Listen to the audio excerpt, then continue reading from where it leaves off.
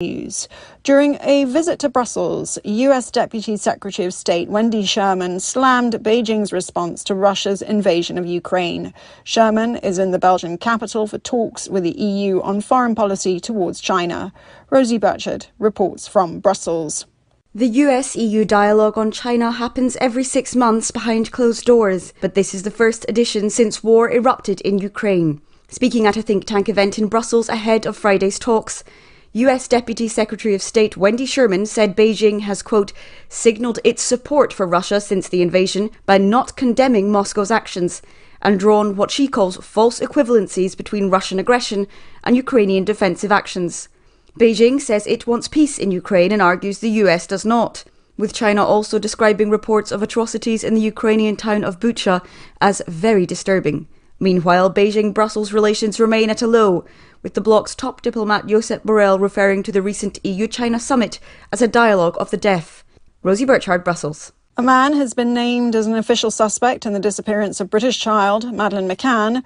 Portuguese officials named Christian B as a person of interest in the case, a necessary step towards criminal charges. Sally Patterson has more in London. Madeleine Mccann went missing from a Portuguese resort almost exactly 15 years ago, then aged 3. Now prosecutors have identified a suspect for the first time since Madeleine's parents, Kate and Gerry Mccann, were named soon after her disappearance. They were later cleared. The new official suspect, known as Christian B, is already in prison in Germany for drug charges and raping a 72-year-old woman. Under Portuguese law, there is a 15-year limit for prosecuting serious crimes, meaning the deadline for Madeleine's case is May 3rd this year. And the former president of Honduras has been extradited to the US to stand trial in New York, as Sarah Walton reports. A plane carrying the former Honduran president left his country's capital on Thursday afternoon, heading to the US. A federal indictment was then unsealed in Manhattan, charging Mr. Hernandez with participating in a corrupt and violent drug trafficking conspiracy to facilitate the importation of tons of cocaine into the US. From bureaus worldwide, this is FSN. With FSN Spotlight, I'm Simon Marks. Today, former Wimbledon champion Martina Navratilova, with her view of the decision by the All England club to ban Russian and Belarusian players from this summer's championships. She went through her own turmoil in 1978 when she first won the women's crown. Her parents were still in communist Czechoslovakia, and the authorities there refused them permission to travel to the UK to watch their daughter play.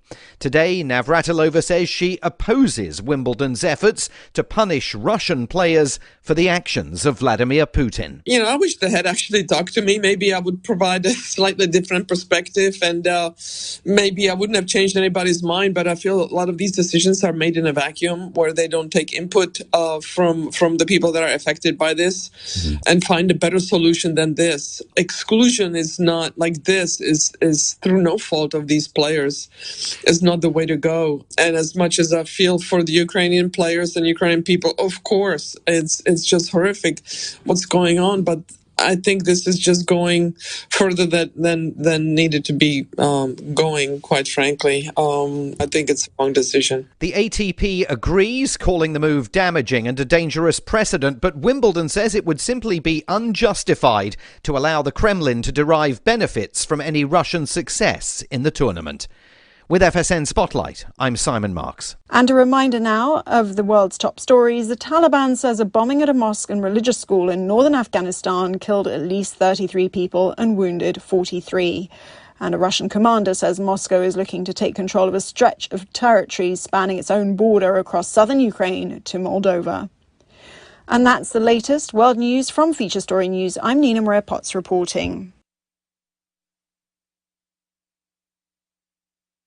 Following earlier reports of 27-year-old Mark Felder's profound and startling level of pride in his alma mater, the University of Miami alumnus spoke to Onion reporters about his strong affection for the academic institution that left him totally unprepared for the job market and floundering in $50,000 of debt. I would not trade my time at the University of Miami for anything. Miami has the best college experience in the country, hands down. I had an awesome time there, and it's an amazing place. We've got awesome bars, awesome sports, an awesome campus, and we're pretty much right next to the beach. I mean, what more could you want? You'd have to be crazy crazy not to go there. Felder, who paid over $140,000 in tuition, told reporters he takes an annual trip to see a Hurricanes football game and visit the university that failed to teach him any marketable job skills whatsoever, leaving him so financially helpless he was forced to move back in with his parents after graduating. AMI, fight, fight, fight. Yeah, it's all about the U, baby. All about the U. That's what I'm talking about. Go Canes, baby. For more on this story, check this week's Onion Review. This is the Onion News Network.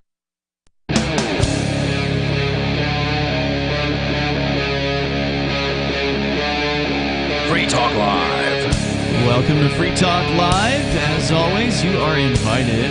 If you want to join the show, take control of the airwaves here. The number is 603-283-6160. That's 603-283-6160. We're going to start out the show with a story about young people. Apparently, they are lonelier than they've ever been. Well, that's a surprise, right? With all the quote-unquote social media and various different apps supposedly connecting people out there. Locking them up in their homes so they can get the most out of social media. Yeah. I mean, are kids even allowed out of the house these days? Well, I mean, I suspect it just depends on where you live, right? Like if you're out in the rural areas, I'm sure they are. But if you live in the city with a bunch of paranoid hard leftists who are triple masking still, then probably not. So it just probably depends. But the question that Vice.com is looking at here, and by the way, tonight it's Ian here with you. Nobody. And Chris. The question they're looking at here is, did the pandemic situation actually exacerbate this problem, or did it just reveal something that was already happening? And I suspect it's the latter, although it might have exacerbated it a little bit, because we have talked in the past about how young people, specifically teenagers, are more likely to quote-unquote hang out online. But whereas, maybe in the past when we were growing up, we would get together in physical reality with our friends, whether it be, going to the mall or playing, some sport or in the woods or whatever that kids did.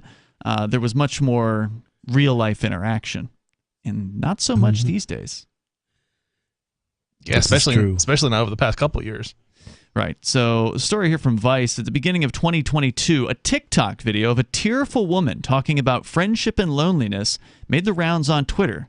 She said, quote, "I have people who love me and who care about me, but it was so clear that I'm a tier 2 or a tier 3 friend that resulted in me having to spend the last 2 years literally alone." She says further, "I spent a lot of time trying to figure out what did I do in my life that resulted in me being so lonely right now. I thought I had cultivated a stronger community." Now, if it turns out that your community of friends are a bunch of cowards who are locking themselves down during, this flu, basically, this nasty cold over the last couple of years, then yeah, it's going to be a pretty lonely existence. In our case here in New Hampshire, we had people continuing to get together. We went out and made a point of getting together in reality when people were locking themselves down. So if that's your friend, I guess, system, then you might want to consider cultivating new relationships entirely, because cowards, I don't think, make for particularly good friends when the chips are down. If you're chilling with leftists, you're going to have a bad time. That's a short way of saying that. Twitter users were split. Quote, "Thinking of anyone going through this, I'll be your friend," writes one. "Grow up and go meet people," said another. "The friends you make are contingent on your actions and the energy you give. The real question is, what type of friend were you?" said another. Although the reactions vary dramatically in scope, it's undeniable that friendship and loneliness were put under the microscope thanks to the pandemic.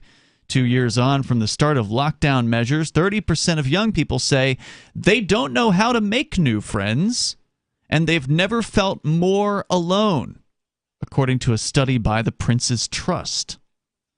So I guess making friends is a skill that you don't get taught at government school, right? It's sort of just that's for sure. Naturally, I guess, when you're actually around other people.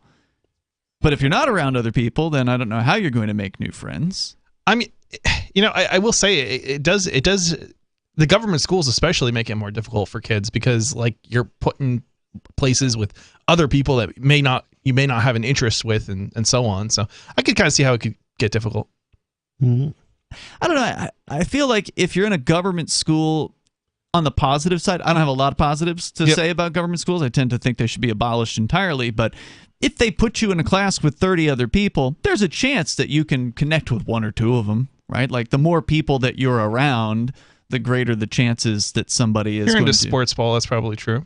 There were plenty of people that I went to school with that were not into sports ball. I'm saying out of a class of 30 people, if you're not into sports ball, you can probably get in touch with a few other people in that class. Or a class of, more than that, right? Like the whole grade might have 1,000 people in it or something like that. I don't think that everybody that goes to a government school is of the same mindset. That was not my experience. No, definitely not. Yeah, I got to know, other geeks.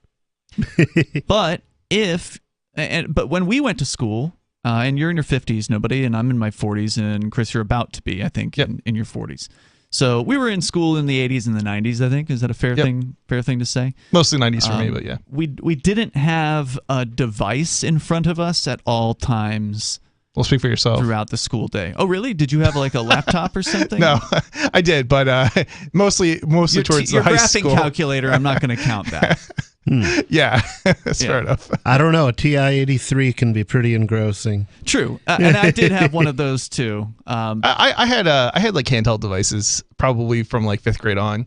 Before that, they didn't really exist. Yeah, but when you say a handheld device, though, what are you talking about? Either an organizer or a Palm Pilot or something along those lines. Yeah. All right.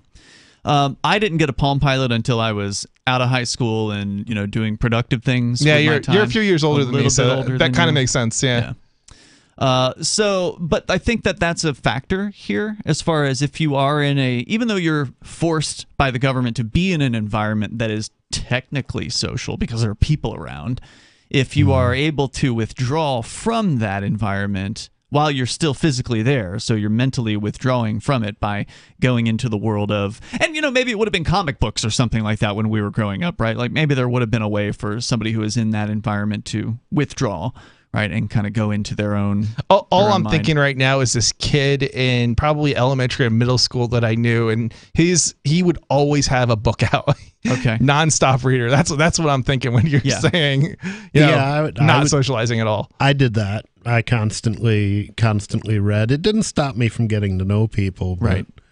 I probably got to know fewer people than I would have. Yeah. So now it's worse than ever. Apparently, according to the numbers, loneliness appears to be more pervasive among young people than ever. But it's difficult to say that was it the virus crackdown, the forced. Forcing people to stay indoors was the cause, or did that just reveal the crisis that was waiting to happen? Asks Vice. In previous years, younger people between the ages of 16 and 24 weren't considered to be a lonely demographic, but in 2015, the BBC's Loneliness Project surveyed over 50,000 people and found that the rates of loneliness for that young demographic were similar to that of elderly people. And that's the other thing that, what you see with elderly people is as you get older, your friends die, right? Like everybody that you care about is going to die on you, basically. And so as you get older and older, you have fewer and fewer of the people that you had cultivated relationships throughout your whole life. And it probably gets harder too for older people because they're not likely to be, I guess some people might go out and do stuff, but if you have to fill your day and you have nothing else to do, that can be a challenge. A lot of people go to get jobs because they don't have enough stuff to fill their day with. Absolutely. So Timothy Matthews, a PhD, says there are so many life transitions that go on at that stage of life. He says, and his research focuses on loneliness in younger people. According to his research, those who experience loneliness in secondary school, I think that's high school in the UK, leave with lower qualifications and are more likely to struggle with coping with everyday stress, experience sleep problems, and suffer from depression and anxiety. He says, quote, "It's when people are finishing school and they might be going away to university, moving out of the family home or out of town while trying to establish themselves as independent adults. If they struggle to navigate those successfully, it could be quite an isolating experience." unquote. That's been the reality for Jasmine Grimshaw, a 23-year-old fine art student who's experienced feelings of loneliness throughout her life. She says at university, if you go about your day, you bump into at least 3 people you know, but it doesn't mean that you have any connection with them. So we'll talk more about this. And you went to college. You went to like a full-on university, right, Chris? Yep. So I'm curious to know what your experience was like there. We'll talk about it on the way. And if you want to weigh in on being a younger person and experiencing this loneliness, is that true for you? Was it true for you? This is Free Talk Live. So you've signed the Shire Society Declaration and are planning your move to New Hampshire to be around more liberty-oriented people. Next, sign up for the Shire Society Forum at forum.shiresociety.com. There are a bunch of people there who are already in the Shire, and they want to meet you. If you're already in the Shire physically, you should also come by the forums. Remember, not everyone uses Facebook. New people are signing up for the Shire Society Forum every month, so drop in and say hello at forum.shiresociety.com. When a lunar observatory detects a radio broadcast originating from Proxima Centauri, the nations of Earth discover their first contact with an alien race may also be their last. With the Proximans facing an extinction-level disaster, Earth must choose between sending a ship on a multi-year journey or allowing nature to take its course. Saving Proxima, a hard science fiction thriller by Travis S. Taylor and Les Johnson from BaneBooks.com. The new 4th edition of Healing Our World, The Compassion of Libertarianism, will take your understanding of liberty to a deeper level and has over 1,300 updated references, new cartoons, and a foreword by Dr. Ron Paul. With discounts for multiple book purchases, the 4th edition of Healing Our World is a great gift for the liberals, pragmatists, environmentalists, and Christians in your life who think libertarianism is cold-hearted. Get yours today at healing.freetalklive.com and use promo code FTL for a $5 discount. Are you tired of governments murdering people around the world? Stop using their money. There is an alternative. Bitcoin is a stateless, free market, non-political currency. Bitcoin cannot be inflated or controlled by any government. By using their money, you're helping the state. Stop doing it. You have an incredible alternative available now. Learn it, use it, spread it. Get started with Bitcoin at bitcoin.com. That's bitcoin.com. So the protection of life, liberty, and property is what the Free State Project is all about. But it's an effort to move 20,000 people who understand. It's about demonstrating to the entire country that, yeah, we can have a free market, a truly free market. Making it just a freer, great place to live. It's the world's largest voluntarist libertarian community, and it's only getting bigger. That's amazing, to be able to move to a place where other people passionately believe in being free and independent. What the Free State Project is managing to do, though, is to put their money where their mouth is. It's physically getting up across the country and saying, let's go someplace and let's demonstrate the power of these ideas. There's a lot of kind of philosophy that surrounds liberty. There's a lot of thinking about it and talking about it. But here in New Hampshire, people are doing it. 101 Reasons Liberty Lives in New Hampshire, a documentary by Free State Project early movers. Watch it free at 101reasonsfilm.com. 101reasonsfilm.com. If you want to know the latest about Free Talk Live before we go on the air, all you need to decide is how you want it delivered. It's your choice. Visit news.freetalklive.com to receive our usually weekly news updates by email. Plus, we have a Twitter account at twitter.freetalklive.com, and you can follow us on the decentralized Mastodon platform at toot.freetalklive.com. So please follow us at toot.freetalklive.com and sign up for our emails at news.freetalklive.com. Are you tired of your taxes funding endless occupations around the world? Antiwar.com is run by people who understand that wars abroad become wars at home, wars on our freedoms. Antiwar.com is dedicated to bringing you the latest in news, views, interviews, and reviews from the top movers and shakers in the anti-occupation movement. Antiwar.com has it all, from thorough foreign policy analysis to interviews with whistleblowers who used to run the military-industrial complex. Anti-war, pro-free market. That's antiwar.com. Got Telegram? You can follow our channel there and discuss show prep with other listeners at telegram.freetalklive.com.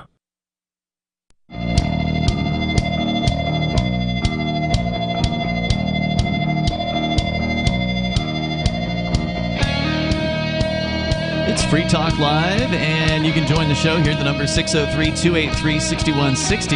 That's 603-283-6160. We're talking about a story about young people being lonelier than ever, and it isn't necessarily something that just started during COVID. It's been going on for some time, especially, I would argue, since the advent of phones, the constant ability to use this device all the time. And if you can observe young people generally, and it's true of older people. I mean, I'm on my phone a lot too, but you can observe it at like a restaurant where you'll see two young people at dinner together, and they'll just be sitting on their phones.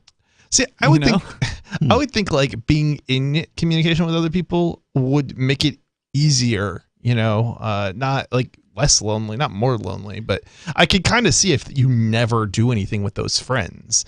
But well, yeah, there's a difference between talking to somebody online who you see in physical reality from time to time, right, and then somebody who is exclusively interacting with, video game friends or other people that they will never see beyond maybe some convention that they happen to attend once a year or something like that. I know those people. No, lots of those people.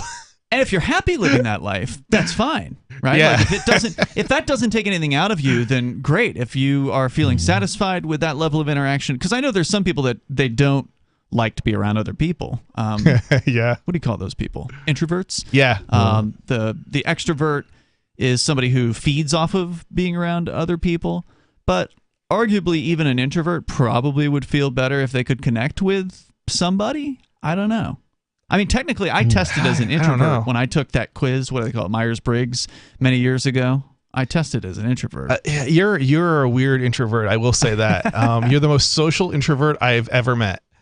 Yeah, well, I think that you don't always have to stay the way that you were, right? Like, can't you kind of work on changing yourself and become I don't know, more extroverted? For me, it's been like, I think I would probably describe myself as an introvert too, but when you're interacting with interesting people, then all of a sudden you're no longer an introvert. It's kind of if that's how it was for me. Yeah, anyway. I was going to say, a lot of people who meet you, I don't think would consider you to be an introvert, because you have a lot to say about, I mean, it's true, but it's only in New Hampshire, like where I was in New Jersey, I didn't know anybody. Right. I mean, other my boyfriend maybe, but it's like I didn't know anybody, and I grew up where I was living for years, and it's like I don't really know it. I mean, I had some friends and stuff, but most of them had moved away or whatever. It's like, and it's like I don't know. Yeah, I mean, so you feel more connected now that you're here in New Hampshire?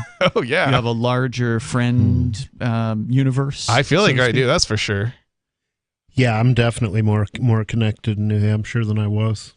That's true for me. I don't know how you would be any other way, for Liberty kind of people, right? Unless you're truly an introvert and you move to New Hampshire and then don't proceed to not do anything. Yeah, that's true. And there's definitely a lot of people in New Hampshire like that did move to New Hampshire and are introverts and really don't come out still. So yeah, that's true. Yeah. But it's not to say there aren't opportunities for them, but if you don't avail yourself of them. So Jasmine Grimshaw, a 23-year-old fine art student, experienced feelings of loneliness throughout her life. She says at university, you run into people, but you don't necessarily have a connection with them. She thinks the lack of meaningful human connection on social media and transitioning from school age into being a young adult means in-person meetings come to a halt.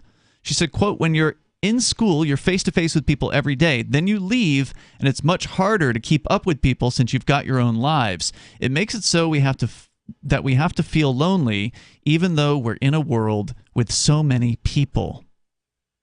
And that's like a real tragic sounding statement. It's funny. I think there's some truth to this. I don't know. Maybe it would be different depending on where you are too. Like I know, for example, in California, everybody's fake out there. Fake. They're fake. They pretend to be your friend, but they're not really. And you know that because you've spent time there?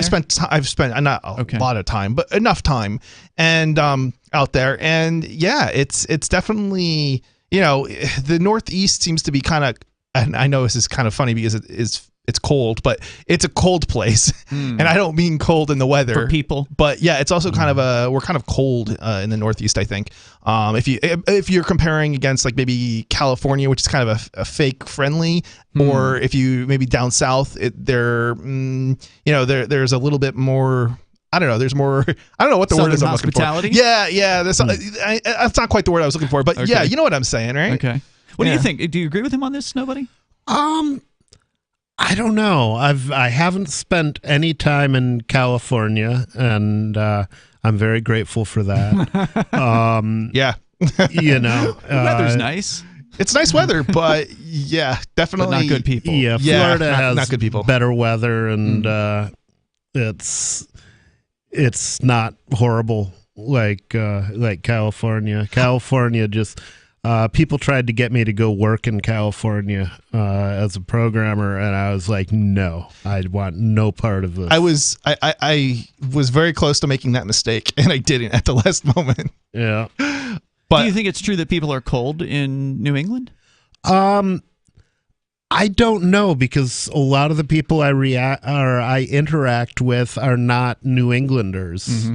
Even though I'm in New England, I interact with people from all over the country, so I don't really get a feel for what's New England. I have heard that about people up here, that they tend to be standoffish to begin with, but if you can get close to them, then they will open up to you at some point. So, I mean, I've lived in the Northeast my whole life. I lived in New Jersey, near New York City, and I think New York City definitely would be described as kind of cold, but so would Boston. And I would definitely say that, like, living in Keene, living in New Hampshire amongst other Liberty people, it's a way different.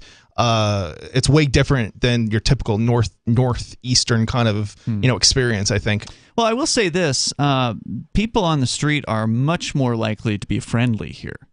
So that may be a difference in overt friendliness versus coldness, as far as I think you're talking about a small town vibe is effectively. And I don't think that's necessarily what I'm thinking of or talking about, but I get what you're saying. Like if you walk by somebody and you say hello to them, they are almost always, there are exceptions, but almost always they're going to look at you and greet you back. They're going to say hello back. They might smile, or whatever. I just had it happen on the street as Bonnie and I were walking Coconut here in the neighborhood. People we'd never seen before said hello to us, and we didn't even initiate that one. But frequently, I will initiate it simply because I know it's a common occurrence that people are friendly enough here. Whereas if I'm on the street in New York City, yeah, you definitely won't get that in New York City. That's not going to happen. If you get to so Keene's got, we're talking about only 23,000 people. I grew up in a town just a little bit larger than Keene in the Northeast of maybe 30,000 people, and it was definitely colder in terms of people on the street than it is in Keene. But so being kind to somebody in public isn't the same as being welcoming as far as a friendship is concerned. Absolutely, right? and they're different. And you're right. It's a different sort of thing. It's sort of the expected behavior, and I don't think. In the Northeast, I don't think you're expected to be all, friendly to people to the same degree as you might be in other parts of the country. Well, and of course, there's a big difference between the Northeast of northern New England and the Northeast of, as you qualified, New Jersey as the Northeast. There's a huge discrepancy there. There's more coming up. You can weigh in here on loneliness. Is it bigger than ever for young people? It's Free Talk Live. Free Talk Live's video archives have been on Library for years. Library is an uncensorable, decentralized, blockchain-based media sharing protocol, and we're big fans of it here on Free Talk Live. In 2020, Library launched Odyssey, a video sharing website to compete with YouTube, and it's really taking off. Now with over 1 million channels, many of whom are disaffected YouTube creators. During YouTube's crackdown for not towing the government line on COVID, the Free Talk Live YouTube channel started receiving strikes and could be completely taken down at any moment. Thankfully, Odyssey started offering live streaming, so we're now streaming live every night and posting our video archives permanently to Odyssey. You can watch live or anytime on our Odyssey channel by visiting video.freetalklive.com. If you want to go all in, download the desktop app at lbry.com, and then every video archive you watch, you'll help seed and keep it online forever. At minimum, we ask you visit video.freetalklive.com and follow us on Odyssey today. video.freetalklive.com. From Feature Story News in Washington, I'm Nina Maria Potts for the latest world news. The Taliban says a bombing at a mosque and religious school in northern Afghanistan killed at least 33 people and wounded 43. A Russian commander says Moscow is looking to take control of a stretch of territory spanning its own border across southern Ukraine to Moldova. And House Republicans have issued a preservation notice to Twitter asking the social media giant's board to hold on to all records related to Elon Musk's takeover offer.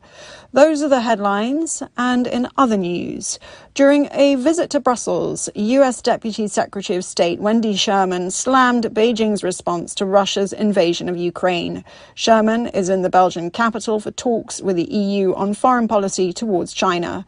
Rosie Burchard reports from Brussels. The US-EU dialogue on China happens every 6 months behind closed doors, but this is the first edition since war erupted in Ukraine. Speaking at a think tank event in Brussels ahead of Friday's talks, US Deputy Secretary of State Wendy Sherman said Beijing has, quote, signalled its support for Russia since the invasion by not condemning Moscow's actions and drawn what she calls false equivalencies between Russian aggression and Ukrainian defensive actions. Beijing says it wants peace in Ukraine and argues the US does not, with China also describing reports of atrocities in the Ukrainian town of Bucha as very disturbing. Meanwhile, Beijing-Brussels relations remain at a low, with the bloc's top diplomat Josep Borrell referring to the recent EU-China summit as a dialogue of the deaf. A man has been named as an official suspect in the disappearance of British child, Madeleine Mccann. Portuguese officials named Christian B. as a person of interest in the case, a necessary step towards criminal charges. Sally Patterson has more in London. Madeleine Mccann went missing from a Portuguese resort almost exactly 15 years ago, then aged 3. Now prosecutors have identified a suspect for the first time since Madeleine's parents, Kate and Jerry Mccann, were named soon after her disappearance. They were later cleared. The new official suspect, known as Christian B., is already in prison in Germany for drug charges and raping a 72-year-old woman. Under Portuguese law, there is a 15-year limit for prosecuting serious crimes, meaning the deadline for Madeleine's case is May 3rd this year.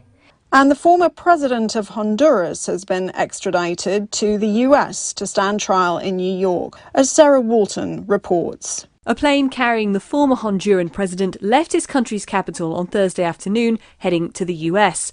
A federal indictment was then unsealed in Manhattan, charging Mr. Hernandez with participating in a corrupt and violent drug trafficking conspiracy to facilitate the importation of tons of cocaine into the US. From bureaus worldwide, this is FSM. Our Matrix server is about as free as internet chat can be. Join the existing rooms or create your own at chat.freetalklive.com.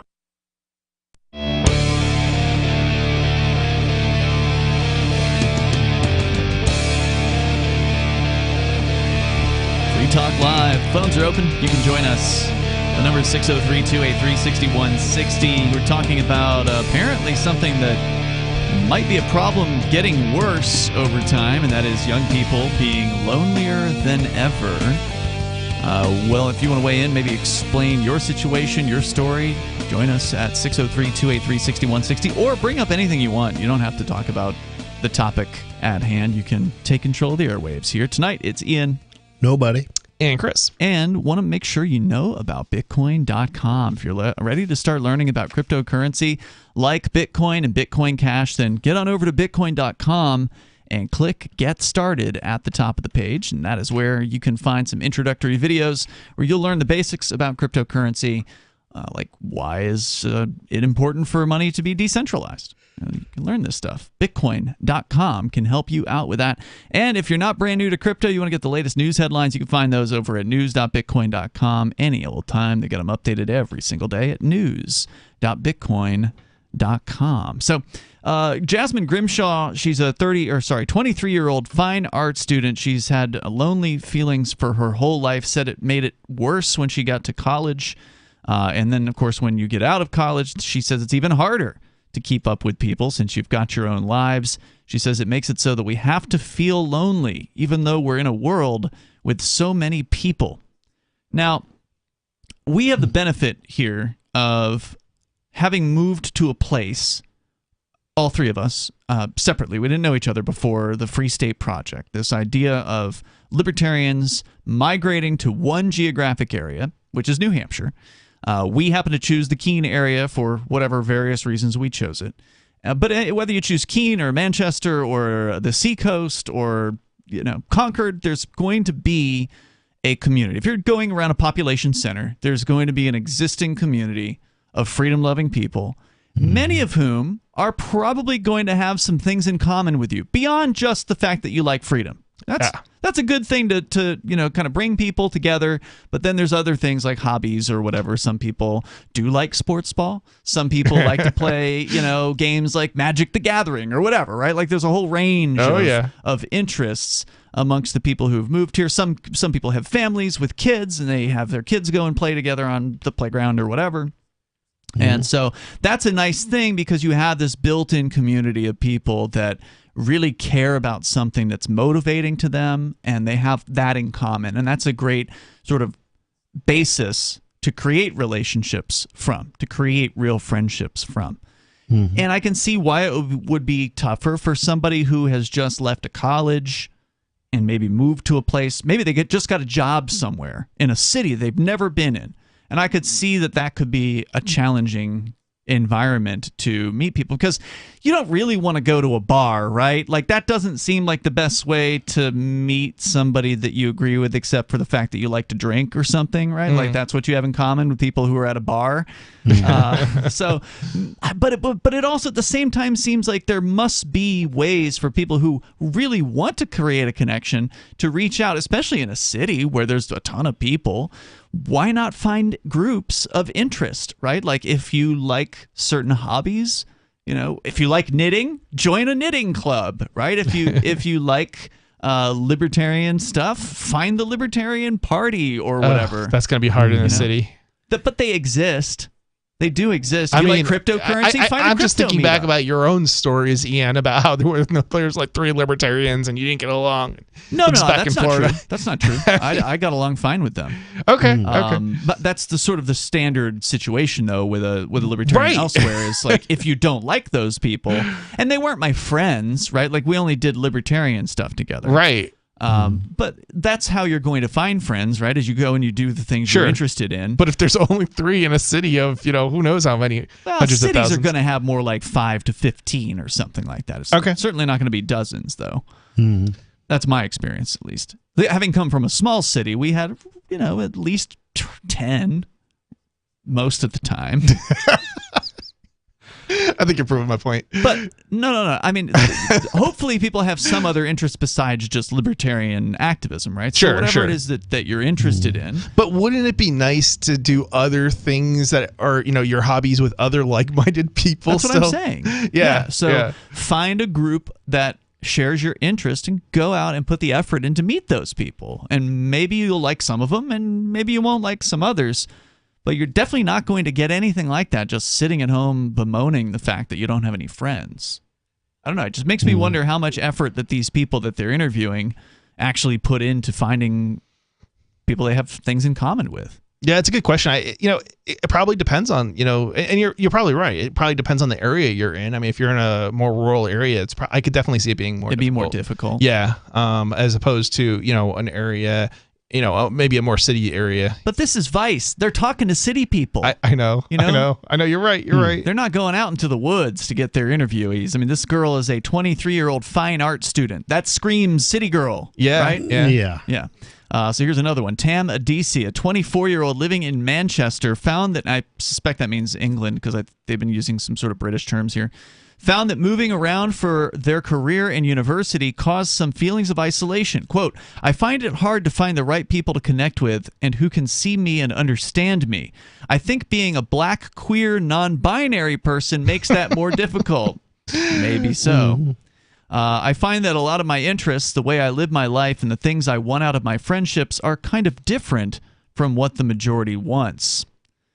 And having no real understanding of what it's like to be, black, queer, non-binary, I suspect that person does feel a bit burdened in that way. Now, Chris, you're a gay man. I don't think that's absolutely. a secret. Nope, no or anything secret. like that. So that does, at the very least, limit you as far as your potential romantic life. You have a partner at this time, and you have for a while. I feel like it more opened up options in some respects, but yeah. Really? Well, yeah. Okay. I mean, guys are not. I mean, this is the difference between men and women. It's just women tend to be more, reserved about, doing things. Okay. Whereas, men are like, oh, first date. If you didn't do those things, well, you'll never see them again. So. So you didn't find that it limited your options. I don't think so. What you're saying? Okay, well that's interesting. Because I know Derek J. Freeman used to be a host on this show, used to be my roommate here, and we weren't partners or anything like that. He was my roommate. So I got to experience his frustration living in a small town as a gay guy because he felt like he was pretty limited as far as his physical numbers. Yeah, right? sure. Well, he didn't bring a partner with him. That's true. But you didn't come from a big area, right? Like you came from a smaller I city. didn't. But I will say I didn't find my partner in the town that I lived in of 30,000 people. Right. So, but I also get out of the house and move around, and that helps, conventions, right? Yeah, I go to. I was going at the time. I was going to before COVID, I was going to a dozen conventions a year, so I was all over the country, and so I mean, if you never leave home, that's a problem. I guess it could be more of a problem. But like even where I went to school, I went to Kutztown University in Pennsylvania. I mean, I think there was like 10,000 kids in the school, and there were still like other gay people. Well, it's not like it was like alone. Yeah, if it's true that gay people are 1 out of 10, then you've got several hundred. Here's what I would say. Here's what I would say about being gay. And obviously I can't speak to somebody who's, trans or, something else. But I think in my youth, it was more challenging.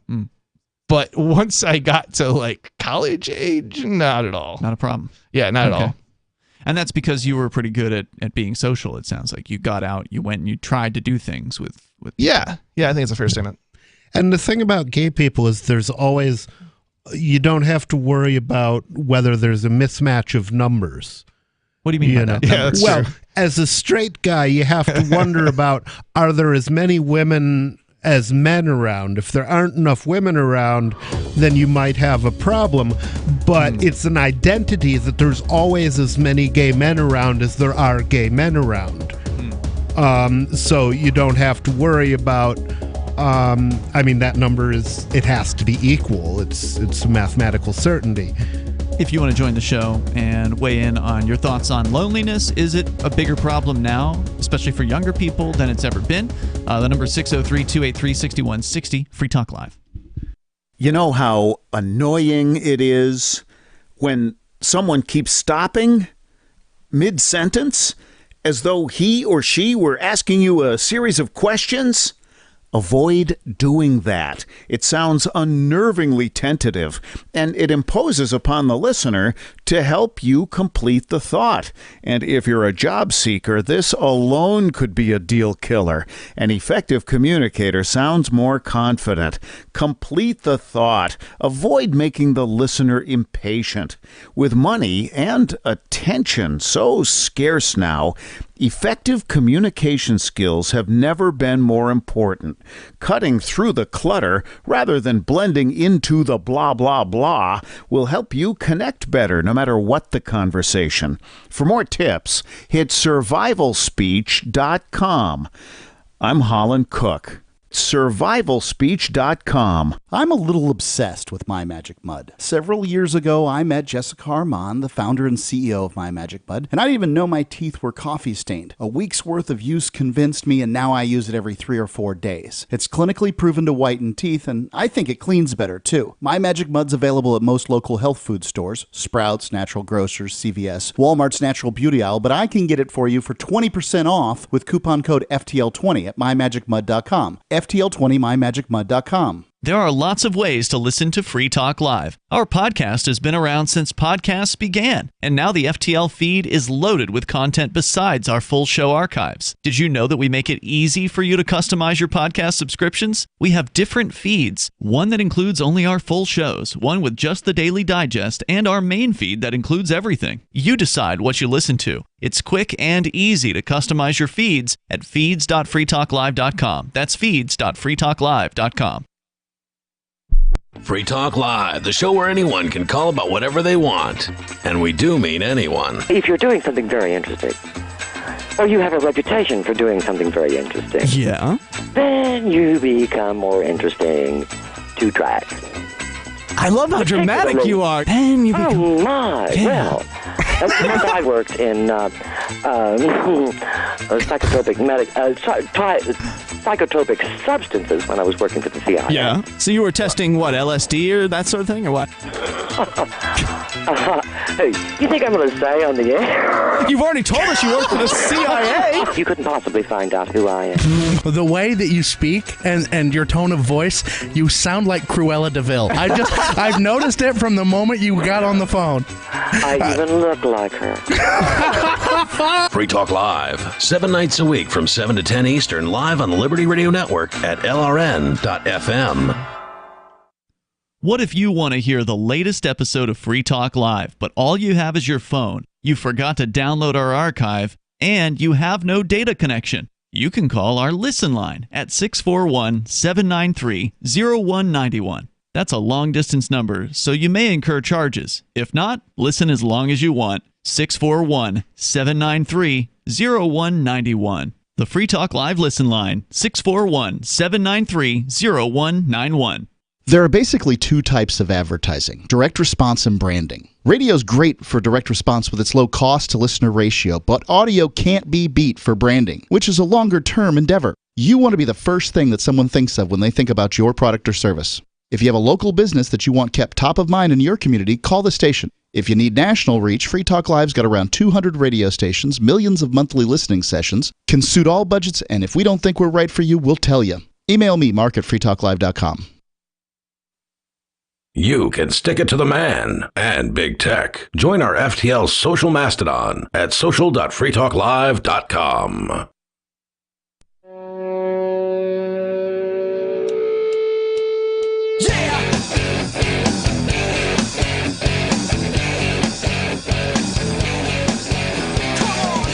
Free Talk Live, we invite you to join us here. The number is 603-283-6160. That's 603-283-6160. We're discussing the ostensible issue of loneliness for young people. Apparently, they're saying it is worse now than it has ever been, at least in our lifetimes.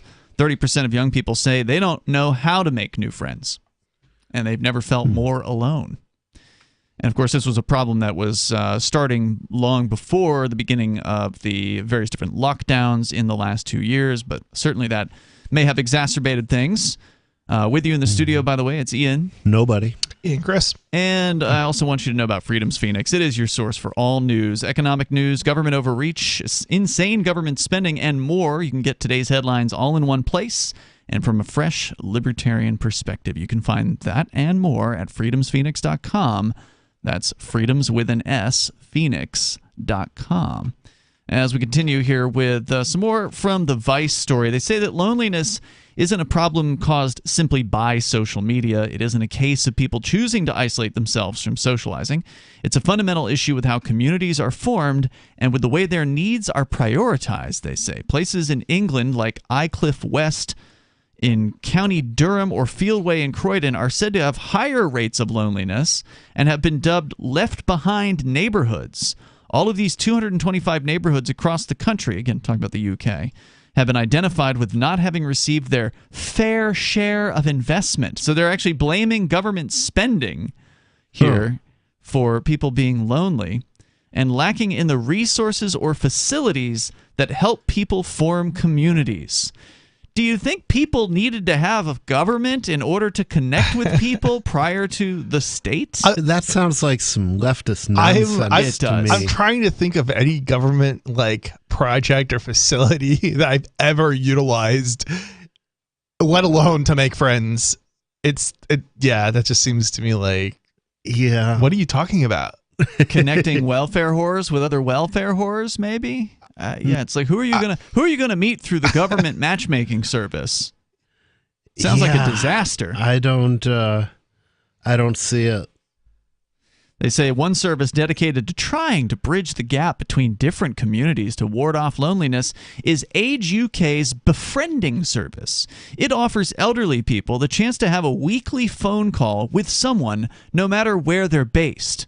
There's a common misconception that elderly people are paired with, but in reality, there was a sentence missing there. It literally says there's a common misconception that elderly people are paired with, and then there's no period or anything, and then it goes to, but in reality, it is a place for all kinds of lonely people to connect. For people like 71-year-old Michael, who, like everyone who uses the service, can only be referred to by first name due to safeguarding reasons, it's been life-changing.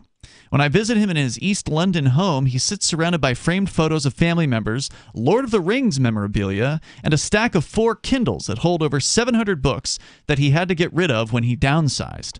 He lives in sheltered accommodation for elderly people, and although there are others around him in a similar situation, loneliness has plagued him.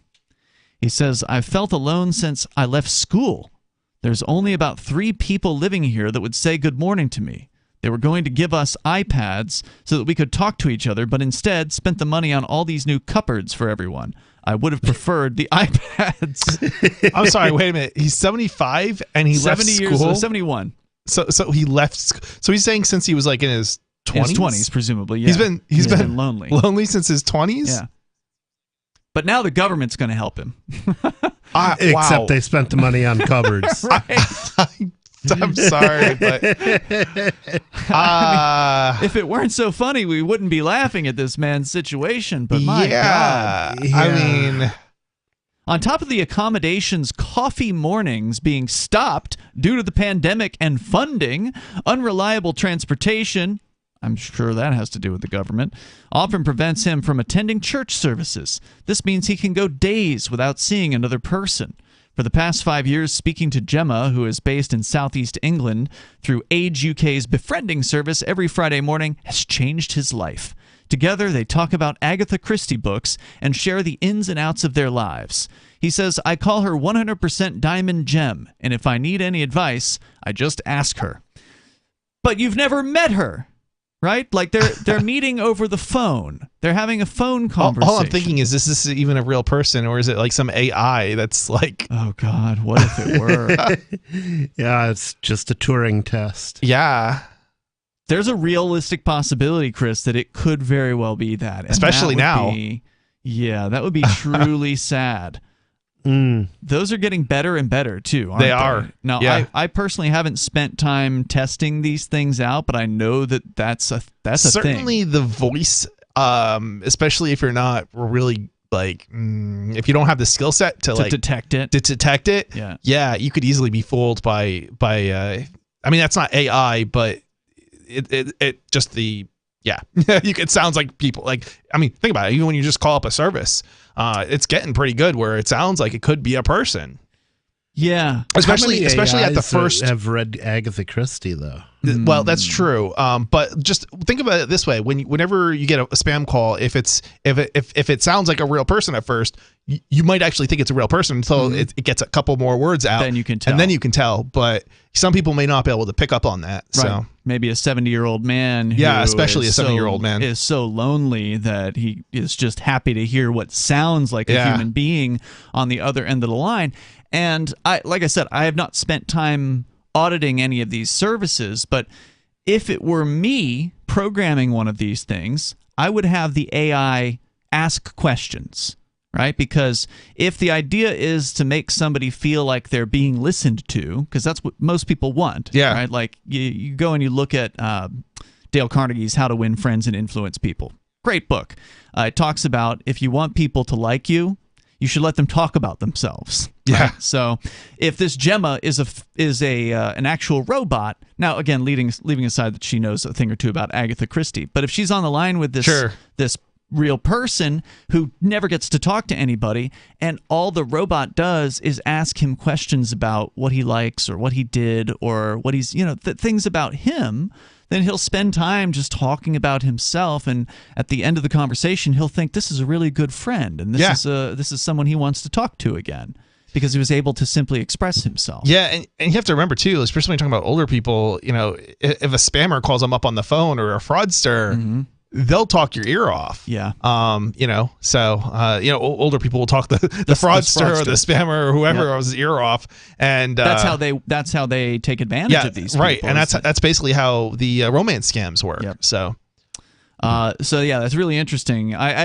There's an app that I use called Home Workout, and they do advertisements in there to support their app. And one of them that just makes me shake my head is this app about this friend that you can download an app and have this friend talk to you, and it's clearly a computer, like it's advertised as a computer friend. So they're not trying to hide anything. Yeah. And it's just the idea that someone would be attracted to this circumstance, like that someone would actually click on this so they could talk to a fake person. So there must be some demand for that out there. Well, some people like sex robots. Yeah, that's true. That's going to get more popular too, I suspect. Yeah, I don't see it. Yeah, there's polls that have been done that show a surprising number of people are interested. It's not a majority, but it's that sounds like fifth. It sounds more of a kink to me. But yeah, definitely. I mean, it is a little bit like porn, I think, kind of. So. For Des, a 62-year-old South Londoner, the befriending service helped her to find solace after she became lonely when her mother passed. Quote, "The first call I had with Margaret was on my mum's birthday. It has a little bit of selfishness going on there, though. It's like therapy for me." For her friend, 73-year-old Margaret, the calls where they talk about their shared love of cooking and gardening have been a lifeline since the pandemic hit, and her regular visitors stopped coming and didn't return after restrictions eased. That's just so sad. She says, "I had a nervous breakdown and was on my own a lot. It's very isolating. You just feel as if you're stuck in the four walls for the rest of your life." And that may be why there's video coming out of Shanghai of people jumping to their deaths from their apartment complexes where they're forced under lockdown to stay all day and all night. I presume that is... I haven't checked in recent days. I haven't seen that. I've seen the videos of people screaming. That's happening too. Yeah, those are the people who have not yet gotten to the point of suicide, but some of them have. It's happening on a more than once a kind of an occasion. There's like a compilation of people jumping to their doom. You can join us here. I mean, if I was in that situation and it's like I'm gonna die, I'm sorry. I'm going to take a soldier with me. There's more coming up here. 603-283-6160. That's 603-283-6160. You can join us, share your thoughts. It's not an uplifting episode so far. We're talking about people who feel lonelier than ever. It's Free Talk Live. Tired of cancel culture? Sick of mega tech corporations holding an axe over your head? Join the LRN.FM Matrix chat server. It's self-hosted, so no one else can tell us what to do or say. Don't like the existing channels? You can make your own. You can even connect into some of our channels from other Matrix servers. It's federated. For the full LRN.FM Matrix experience, though, you should join our server via the step-by-step instructions at chat.lrn.fm.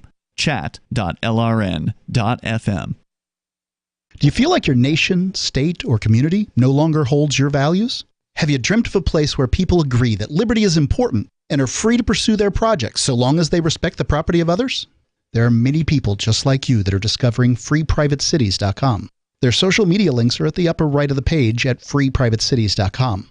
All skill levels will be needed when the first of the Free Private Cities opens. It's sooner than you think. Stop arguing and build. freeprivatecities.com. Looking for a great real estate investment? Consider New Hampshire, which is ground zero for the Liberty Movement. Your first call should be to Mark Worden from Porcupine Real Estate. He's more than just a real estate agent. He's your New Hampshire concierge. Where are the best places to live? Do you want farm, city, the burbs, or forest? Do you want a duplex or multifamily building so that renters pay your mortgage? There are homes in all price ranges in New Hampshire, and Mark can help with financing too. Invest in liberty and property. Mark Worden can help. PorcupineRealEstate.com. If you want to know the latest about Free Talk Live before we go on the air, all you need to decide is how you want it delivered. It's your choice. Visit news.freetalklive.com to receive our usually weekly news updates by email. Plus, we have a Twitter account at twitter.freetalklive.com, and you can follow us on the decentralized Mastodon platform at toot.freetalklive.com. So please follow us at toot.freetalklive.com and sign up for our emails at news.freetalklive.com. You're listening to the live edition of Free Talk Live. Hour number 2 is next after the news here on the Liberty Radio Network at LRN.FM. From Feature Story News in Washington, I'm Nina Maria Potts for the latest world news. The Taliban says a bombing at a mosque and religious school in northern Afghanistan killed at least 33 people and wounded 43. A Russian commander says Moscow is looking to take control of a stretch of territory spanning its own border across southern Ukraine to Moldova. And House Republicans have issued a preservation notice to Twitter asking the social media giant's board to hold on to all records related to Elon Musk's takeover offer. Those are the headlines. And in other news, during a visit to Brussels, U.S. Deputy Secretary of State Wendy Sherman slammed Beijing's response to Russia's invasion of Ukraine. Sherman is in the Belgian capital for talks with the EU on foreign policy towards China. Rosie Burchard reports from Brussels. The US-EU dialogue on China happens every 6 months behind closed doors, but this is the first edition since war erupted in Ukraine. Speaking at a think tank event in Brussels ahead of Friday's talks, US Deputy Secretary of State Wendy Sherman said Beijing has, quote, signalled its support for Russia since the invasion by not condemning Moscow's actions and drawn what she calls false equivalencies between Russian aggression and Ukrainian defensive actions. Beijing says it wants peace in Ukraine and argues the US does not, with China also describing reports of atrocities in the Ukrainian town of Bucha as very disturbing. Meanwhile, Beijing-Brussels relations remain at a low, with the bloc's top diplomat Josep Borrell referring to the recent EU-China summit as a dialogue of the deaf. Rosie Burchard, Brussels. A man has been named as an official suspect in the disappearance of British child Madeleine Mccann. Portuguese officials named Christian B. as a person of interest in the case, a necessary step towards criminal charges. Sally Patterson has more in London. Madeleine Mccann went missing from a Portuguese resort almost exactly 15 years ago, then aged 3. Now prosecutors have identified a suspect for the first time since Madeleine's parents, Kate and Jerry Mccann, were named soon after her disappearance. They were later cleared. The new official suspect, known as Christian B., is already in prison in Germany for drug charges and raping a 72-year-old woman. Under Portuguese law, there is a 15-year limit for prosecuting serious crimes, meaning the deadline for Madeleine's case is May 3rd this year. And the former president of Honduras has been extradited to the US to stand trial in New York, as Sarah Walton reports. A plane carrying the former Honduran president left his country's capital on Thursday afternoon, heading to the US. A federal indictment was then unsealed in Manhattan, charging Mr. Hernandez with participating in a corrupt and violent drug trafficking conspiracy to facilitate the importation of tons of cocaine into the US. From bureaus worldwide, this is FSN. With FSN Spotlight, I'm Simon Marks. Today, former Wimbledon champion Martina Navratilova, with her view of the decision by the All England club to ban Russian and Belarusian players from this summer's championships. She went through her own turmoil in 1978 when she first won the women's crown. Her parents were still in communist Czechoslovakia, and the authorities there refused them permission to travel to the UK to watch their daughter play. Today, Navratilova says she opposes Wimbledon's efforts to punish Russian players for the actions of Vladimir Putin. You know, I wish they had actually talked to me. Maybe I would provide a slightly different perspective, and maybe I wouldn't have changed anybody's mind, but I feel a lot of these decisions are made in a vacuum where they don't take input from the people that are affected by this and find a better solution than this. Exclusion is not like this, is through no fault of these players, is not the way to go. And as much as I feel for the Ukrainian players and Ukrainian people, of course, it's just horrific what's going on. But I think this is just going further than needed to be going, quite frankly. I think it's a wrong decision. The ATP agrees, calling the move damaging and a dangerous precedent, but Wimbledon says it would simply be unjustified to allow the Kremlin to derive benefits from any Russian success in the tournament. With FSN Spotlight, I'm Simon Marks. And a reminder now of the world's top stories. The Taliban says a bombing at a mosque and religious school in northern Afghanistan killed at least 33 people and wounded 43. And a Russian commander says Moscow is looking to take control of a stretch of territory spanning its own border across southern Ukraine to Moldova. And that's the latest world news from Feature Story News. I'm Nina Maria Potts reporting.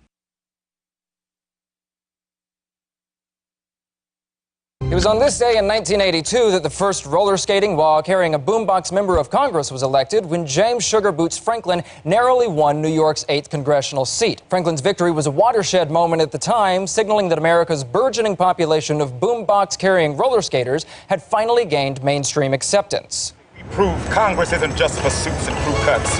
Say hello to the slickest legislator on 8 wheels, James Sugar Boots Franklin. Franklin was an unlikely pioneer, a street-smart skater who admitted to being more concerned with impressing honeys with his silky smooth moves than with politics. Franklin began organizing boombox-carrying roller skaters, advocating for basic rights like roller skate-accessible ramps in government buildings and protected street lanes where they could lay down cones for some sweet slaloming. Just because we like to roll it out and have a smooth, fluid style that cannot be denied doesn't mean we aren't Americans. Yeah! That's right. This is the Onion News Network.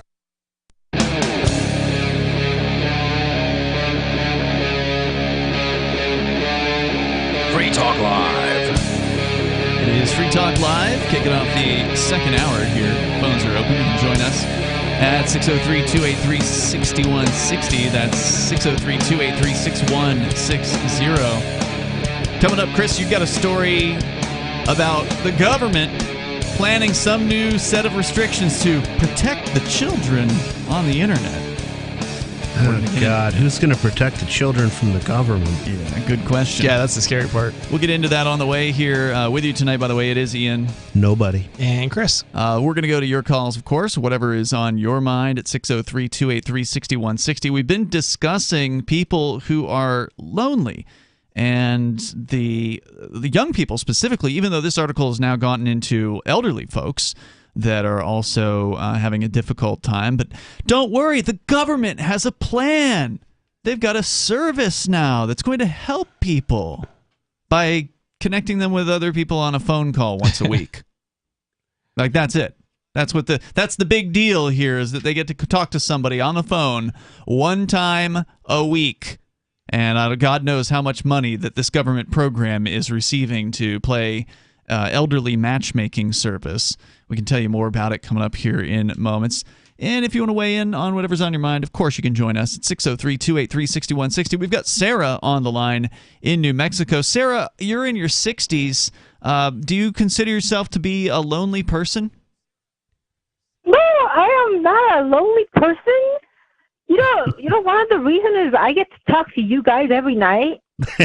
You know what I mean? And then, okay, that was funny. Well, it's better than once a week. Yeah, that's true.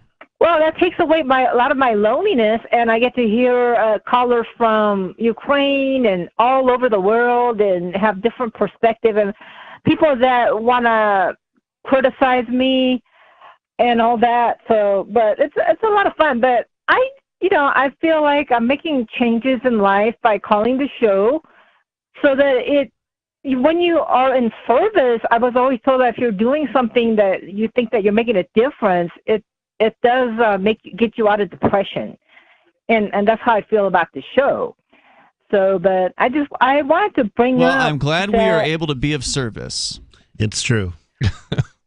Well, and then you guys gotta help me out with that. Write out a check. Do I write it out to your name, or do I write it to Free Talk Live? You gotta coach me.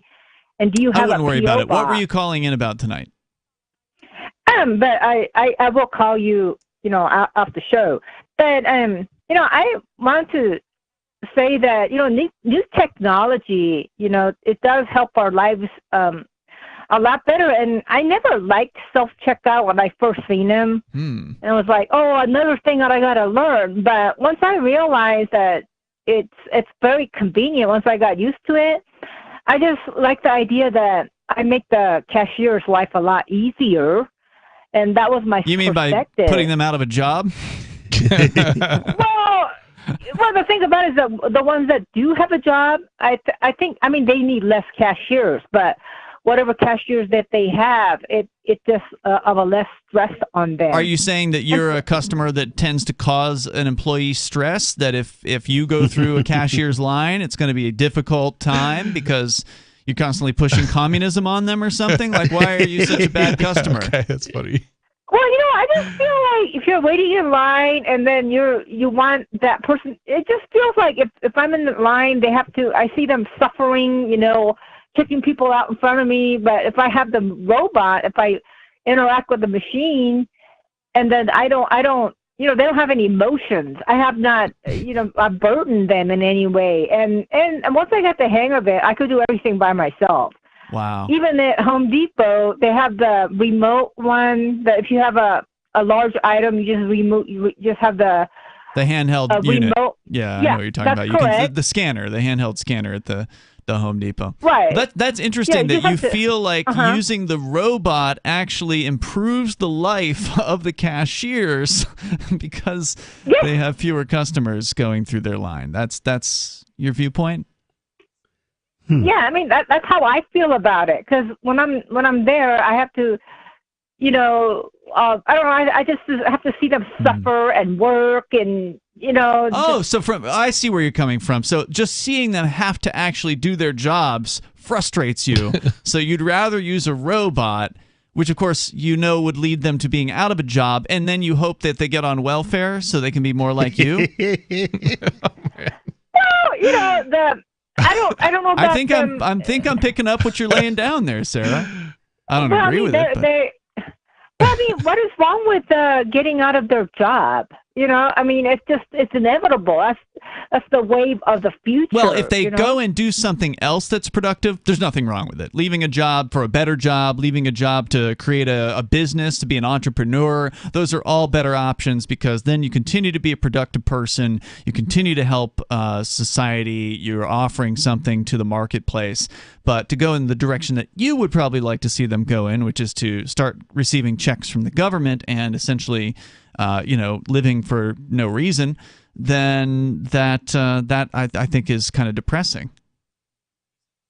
Yeah, but with this automation, you're not saying because you're agreeing with me. You're saying because you just want to move on to the next thing you want to say, which is fine. Well, what I think about it is that either or. I'm not saying the one is better, whatever the outcome may be. But, I mean, the thing is, I always believe in opportunity. You know what I mean? If they don't have that job, there's always going to be something else open. I have it's like, if they're out of a job, they're going to starve to death. I don't think like that. There's going to be other opportunities for them to do. There's going to be ways for them to survive. That's true. For anybody that does want to actually create something in the marketplace to provide a product or a service, those people will always have opportunities to move up in life and be better and not have to be stuck on a government check. Thanks, Sarah, for the call tonight. All I could think of there was imagining Sarah talking to an AI. Yeah. Oh, yeah. I mean, the AI is I think she's the perfect candidate.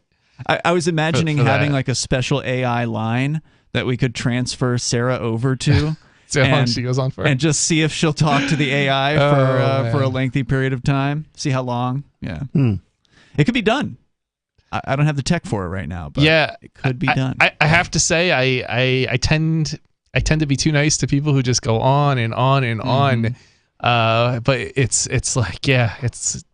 If we had it, I would say, and we have Sarah on the AI line right now. We're going to check back with her in 5 minutes, and we'll see if she's still going on, and then check back in another 5 minutes just to see what she's talking about with the AI, just to see how long it would go before Sarah would finally say, you know what, I've got a cake in the oven, I've got to go, and hang up the phone. But that presumes she cooks. The number is 603-283-6160, and you can join us here. Technically, it presumes she bakes. Good point. Yeah. That's what you would do with an oven. I just see somebody delivering food to Sarah's house every day. That's what I'm envisioning. Who knows? Maybe she's handy in the kitchen. I don't know. We could be wrong. Yeah. 603-283-6160. She doesn't sound like she's 60. I think it's probably her early 60s, maybe late 50s. I feel like she said she's in her 60s, though, at some point. All right, so we're talking about loneliness, and I don't know. I don't think there's really much else from this story advice. Do you guys feel like we've, do you have? I think we've said what covered you needed it. to cover Yeah. on that one? All right, so we'll share the full story if you want to look at it over on our social media, which is at social.freetalklive.com. And that's not the same thing as having actual relationships with people. But for those that want to have a social media presence, we do have that option for you.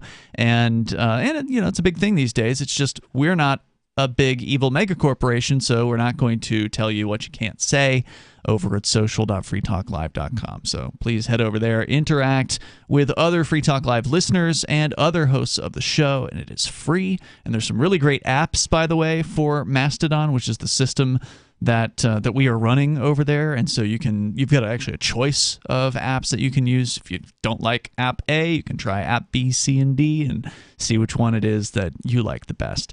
Coming up, kids are unsafe online, or at least that's what the government would like you to believe, and they've got a solution they're proposing. And Chris, you're going to tell us about it. Oh boy, what a solution. Quick, somebody panic. Yeah, the latest control system that they want to put in place. You'll tell us about it. The number is 603-283-6160, and you can also take control of the airwaves here and bring up whatever is on your mind. Plus, we'll talk about DuckDuckGo continuing to crack down on internet search results. Who are they targeting now? We'll explain on the way. So you've signed the Shire Society Declaration and are planning your move to New Hampshire to be around more liberty-oriented people. Next, sign up for the Shire Society Forum at forum.shiresociety.com. There are a bunch of people there who are already in the Shire, and they want to meet you. If you're already in the Shire physically, you should also come by the forums. Remember, not everyone uses Facebook. New people are signing up for the Shire Society Forum every month, so drop in and say hello at forum.shiresociety.com. Brute force, intransigent defiance, adamantine will. These are the hallmarks of the AI tank. These gigantic machines have the firepower of an army, but they also have their own sense of honor and duty. When the world breakers arrive, battle will be joined, planets will shake, and war and peace will never be the same again. World Breakers. Stories from David Weber, Larry Correa, and more. Available August 3rd from BaneBooks.com.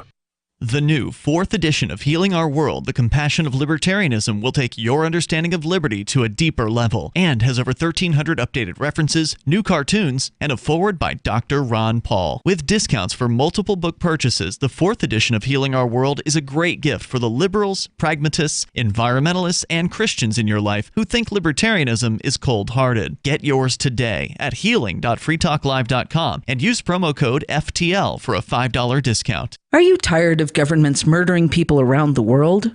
Stop using their money. There is an alternative. Bitcoin is a stateless, free market, non-political currency. Bitcoin cannot be inflated or controlled by any government. By using their money, you are helping the state. Stop doing it. You have an incredible alternative available now. Learn it, use it, spread it. Get started with Bitcoin at bitcoin.com. That's bitcoin.com. Hi, I'm Derek J. To me, an activist's calling is to actively work to advance a cause. The cause for which I work is personal freedom. I believe my life is best when I engage in voluntary interactions and self-government. I reject the idea that anyone else has a higher claim to my life or my body than I do.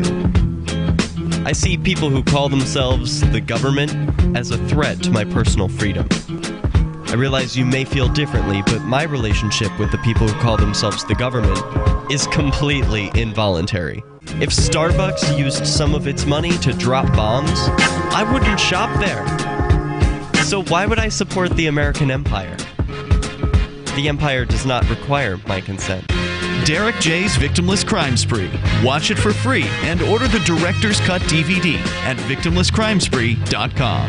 That's victimlesscrimespree.com.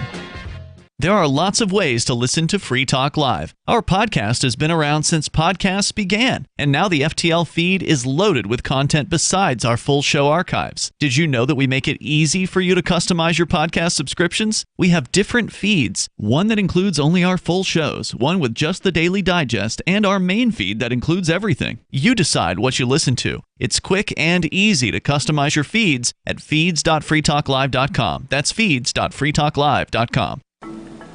How many lawyers does it take to change a light bulb? None. They'd rather keep their clients in the dark. There are too many lawyer jokes to count. However, there are some lawyers with more noble intentions. At the Institute for Justice, we bring the light to our clients. We are a non-profit public interest law firm with clear values and principles. At IJ, we fight for those whose most basic rights are denied by the government.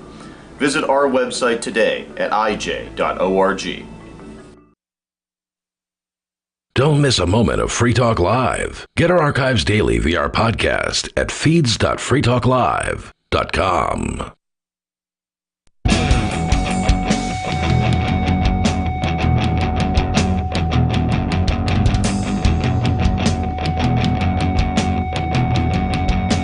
Free Talk Live. You can join us here. You can bring up whatever you want to discuss. The number is 603-283-6160. That's 603-283-6160. In the studio tonight, you've got Ian. Nobody. And Chris. And you can join us online. Head over to freetalklive.com and enjoy the features we have waiting for you there. Also want to say thanks to Rick Hall, who is a Free Talk Live Silver supporter of our AMPS program. AMPS stands for Advertise, Market, Promote, and Support. It's a way for you to help Free Talk Live get on more great radio stations around the country and bring new internet listeners on board with the ideas of freedom. So if you like what we do here, please do as Rick Hall has done and go to amps.freetalklive.com, amps.freetalklive.com. You can get signed up there with PayPal or your debit or credit card, and it helps us out a little bit, so definitely appreciate it. You get some cool benefits from doing that. So once again, it's amps.freetalklive.com. So we've got more online-related news here. Chris, you've got a story about a new threat to internet freedoms. What's going on? By the way, you host your own show. It's called Freedom Decrypted every Saturday, so people that really like to hear about technology and freedom really ought to check that out at freedomdecrypted.com. Yes, that's correct. Yes. Yep, 5 to 8 every Saturday, but you can also download like a podcast version of the show as well. Nice. We have both video and audio. So, I got a story here so this is actually more of a press release from the EFF in regards to it. But the Electronic Frontier Foundation. That's correct. Right? They do a lot of good work when it comes to outing bad laws. Yeah, or they're bills, basically a bills. group of lawyers that focuses on tech freedoms. Yep. So basically the headline here is the Kids Online Safety Act is a heavy-handed plan to force platforms to spy on young people. So basically, that sounds creepy. This is another example of government wanting private businesses to, I want to say, do the government's job, but really I don't think this is the government's job. This is, I don't know, maybe a parent's job, if anybody's. Yeah. So let's see. Here we go. But the name of the bill, I mean, no one could be opposed to protecting the children. Yeah. And nobody is. This is true. All right. Putting children under surveillance and limiting their access to information doesn't make them safer. In fact, research suggests just the opposite. Unfortunately, those tactics are the ones endorsed by the Kids Online Safety Act of 2022, KOSA. Introduced by... Didn't they already have the Kids Online Protection Act? Oh my gosh. Yeah, they've had so many bills like this that have been shot down by the U.S. Supreme Court. In the 90s, I think they did it like at least 4, 5, 6 times where they passed the same bill that had been shot down by the U.S. Supreme Court, and it just got shot down again and again and again. I don't think this bill may be a little bit different than that. But basically, the gist of that was, I believe, something to the effect of like the rights of adults cannot be infringed to protect the children effectively. And I believe that one had to do with this is what the Supreme Court ruled. Yeah, and okay. I believe that had to do with like porn websites and demanding. You're talking about the Communications Decency Act? There was a bunch of them. Okay. But that might have been one of them. So I think one of them did have the word child involved or child in the title of the bill, but Child Online Protection Act is one of them. I know that. Yeah, I've seen that one around. That might one of them or multiple of them. So the interesting part about that is the one or more of those bills didn't completely get like thrown out. It's parts of it. So there are some things in some of those bills that are like, okay, if it's a situation where you are operating a website and you're expecting kids under 13 to be on that website, you have more obligations than if you don't. And that part of the bill, I think, is still in effect, or the law, I should say, at that point. That's why websites have a little checkbox that says, I'm over the age of 13. Right, exactly. Okay, our hands are clean. Exactly. The children are protected. Yep. And the funny thing is, it doesn't actually stop children from like using those services or sites. It's just kind of a Turing test. Are you smart enough to check the box? Yeah, it pretty much is, right. But again, this is like one of these situations where it's like, okay, whatever happens to parents and, being responsible for their own kids, it's like, anyway, introduced by Senators Blum, Ethanol, and Blackburn. The bill deserves credit for attempting to improve online data privacy for young people and for attempting to update the 1998's Children Online Privacy Protection Rule, COPPA. But its plan to require surveillance and censorship of anyone 16 and under greatly endanger the rights and safety of young people online. COSA would require the following: a new legal duty for platforms to prevent certain harms. COSA outlines a wide collection of content that platforms can be sued for if young people encounter it. Oh my! I mean, this just sounds absolutely crazy. This sounds a lot like I forget what the bill was now, but the bill basically hindered prostitution or on like sites like Craigslist and really anywhere on the internet. But it's the same sort of thing where if you don't shut down any kind of personal ads, they're just personal ads, but because they could be, in theory, somebody pretending to be looking for a date, actually looking for sex, then you're then liable for it as the site owner. So yeah, there's a lot of risk to that. Yeah, I remember that when that came out, that was why Craigslist shut down their personal section. Right. The consequences of these sorts didn't want to deal with it. Right. The consequences of these sorts of laws or bills, proposed bills, can be significant and in that case, it drove people more underground, right? So instead of being able to just simply advertise your sexual service or whatever on Craigslist, which may or may not have been illegal on its own, if you're charging for sex, in most places that's illegal, but now you're forcing those people into even seedier places, even more dangerous dens on the internet or whatever, and that's not a good thing. And they put it off as if it's they term it sex trafficking, which is kind of ridiculous because it was actually harmful to women, to prostitutes. Whereas before they could do some amount of research on who they're going to hook up with, and now they're forced back onto the street and in very risky situations, to say the least. I talked to some in Manchester who said they went from $200 an encounter to $40 an encounter also. Yeah, wow. It doesn't surprise me. I believe we've been, Ian, at the State House on one or two occasions where, they had actual prostitutes, up to take the stand and, explain that this is actually hurting, them. It's a danger to them. Sure. It's not, protecting women. It's not protecting prostitutes. It's not going to stop traffickers. That's for sure. Right, and it's not helping. It's actually good for traffickers, and not because there's still going to be somebody providing the service. Whereas before, they had a pimp and somebody got a cut. Whereas if they're doing it on Craigslist, there's no cut. There's no trafficker involved. So they're doing these bills often do the exact opposite of what they're proposing to do.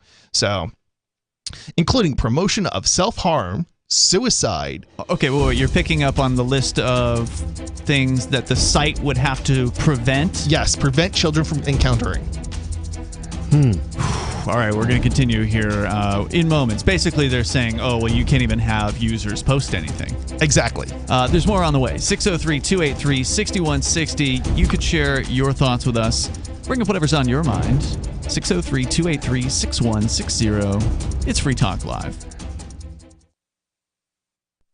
On Free Talk Live, we're bringing people to the ideas of liberty every day. From wrestling superstars like Glenn Jacobs. You guys really are having an impact, I believe. Like I said, a lot of where I am now is due to listening to Free Talk Live. You changed my mind on some very important issues years ago. To random people tuning in on the radio.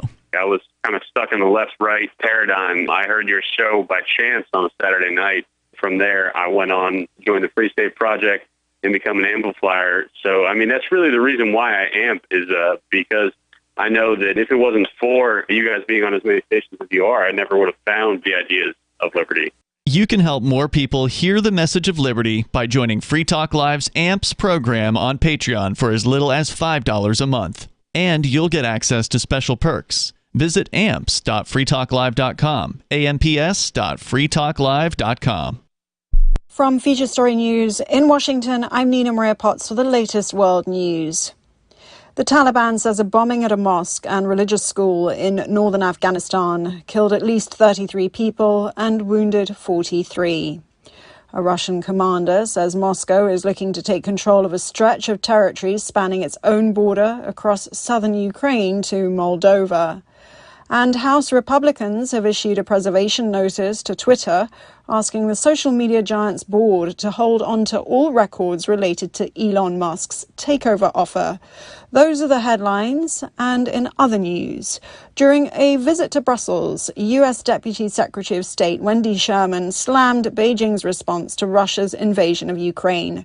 Sherman is in the Belgian capital for talks with the EU on foreign policy towards China. Rosie Burchard reports from Brussels. The US-EU dialogue on China happens every 6 months behind closed doors, but this is the first edition since war erupted in Ukraine. Speaking at a think tank event in Brussels ahead of Friday's talks, US Deputy Secretary of State Wendy Sherman said Beijing has, quote, signalled its support for Russia since the invasion by not condemning Moscow's actions and drawn what she calls false equivalencies between Russian aggression and Ukrainian defensive actions. Beijing says it wants peace in Ukraine and argues the US does not, with China also describing reports of atrocities in the Ukrainian town of Bucha as very disturbing. Meanwhile, Beijing-Brussels relations remain at a low, with the bloc's top diplomat Josep Borrell referring to the recent EU-China summit as a dialogue of the deaf. A man has been named as an official suspect in the disappearance of British child, Madeleine Mccann. Portuguese officials named Christian B. as a person of interest in the case, a necessary step towards criminal charges. Sally Patterson has more in London. Madeleine Mccann went missing from a Portuguese resort almost exactly 15 years ago, then aged 3.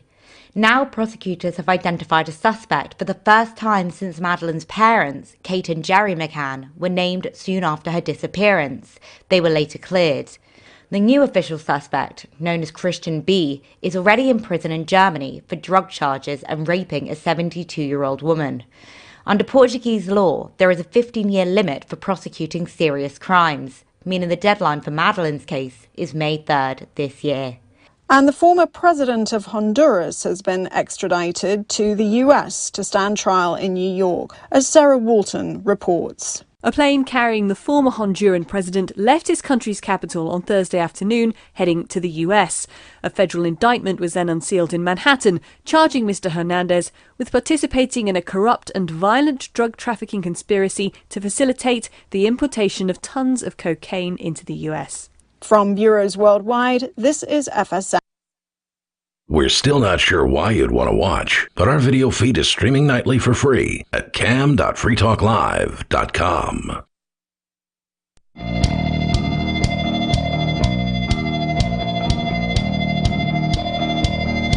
Free Talk Live, phones are open. You can join us, 603-283-6160. There's always some sort of an attack on internet freedom happening in the supposed land of the free, and Chris is telling us the latest version, the latest bill that is being proposed. Now, again, this hasn't passed, but there's always something like this looming on the horizon. The people in the quote-unquote internet community, if there is such a thing, it seems like it's almost everyone these days is online, with the exception of our caller Sarah and people like her. But it's probably the majority of people are online to some extent or another, whether it's just for work or for other reasons. And those of us who value freedom, those of us who value the ability to express oneself on internet forums and websites and such, should be very concerned with these proposals. And Chris, this is the Child Protection Online Something Act of 2022. It's COSA is what it's called, and it's Kids Online Safety Act of 2022. Yeah, and so you're kind of giving us a rundown of what this is proposing to do. Yeah, the big bullet points, so to speak. So can you recap this laundry list of things that you were just going through that it's going to tell? Kind of got cut off from, sure. Yeah, it's going to tell website operators that they must protect children from the following list of things, or else they could be liable. Right, exactly. And that's significant because if you have, like, say, a class action lawsuit, which you know is going to happen, you could, especially if it's a smaller player in the market, that may not have the resources to police, because if you actually do what the laws say, you basically have to have somebody screening all content, which impossible, right? Which we know is impossible. The alternative might be to do some really strict filtering, maybe, and then of course most content that gets posted won't get posted because it's it gets caught by the filter. And this is supposed to be protecting, quote unquote, protecting anyone under the age of 16 or 16 and under? Yeah, is that right? Under 16. So are you going to be able to, before you get to the list, are you going to be able to have a checkbox on your website that says, I am over the age of 16? And then will you be completely exempt from any of this? I have my suspicion. I don't know, but I have my suspicion that the answer is probably no. No. that's my suspicion. Yeah. You know how these things go. Yeah. So let's see. So a new legal duty for platforms. Legal duty. For platforms. That's an obligation. Yep. He said duty. Not what I meant, but yes. Platforms to prevent certain harms. COSA outlines a wide collection of content that platforms can be sued for if young people encounter it, including promotion of self-harm, suicide, eating disorders, substance. You would think that some of this stuff is like, information to help people like solve their eating disorder. Like those are the kinds of sites too that they're also going to end up having to block, or they're not going to allow young people who may actually have a eating disorder to see, because that's going to put them at risk. Substance abuse in other. So every drug forum is going to be completely outlawed. Yeah, in this case. Yeah, they're literally. They're probably banning sites or content that would be like anti-drug too, or by that. Oh, I don't know about that. But there are definitely forums out there. I've been on the Blue Light forums is one of them, where people who use drugs post to one another about their experiences or their opinions or whatever. They're, going to work, or the different stories that they want to tell about their lives using drugs. I don't know. If it's just anything that contains information, which is what it sounds like to me. It sounds like the promotion of is what they're saying. Right, so a site. But where would you ever find a site promoting eating disorders? Those, I think, do exist. I've not looked into them myself, but there are communities for people who have those problems. And aren't they usually like self-help kind of things? Well, there are those, but I suspect there's the other side of it as well, where there's people who glorify it. To me, it sounds like they're trying to outlaw like self-help type groups and things like that too. But I don't know. That's one interpretation. I would hope that doesn't happen, but it is government, so it just depends on who's interpreting it. It's likely a side effect of this bill. But again, unfortunately, like what we don't have here is like the actual like bill, and even with the actual bill, it might not be clear. It's hundreds of pages either. Long. So. Right. Which is one of the problems with on a talk show, you can't exactly read the whole bill or anything like that. But neither do the congressman. Yeah. So here's some few other things: substance abuse and other matters that pose a risk to physical or mental health of a minor.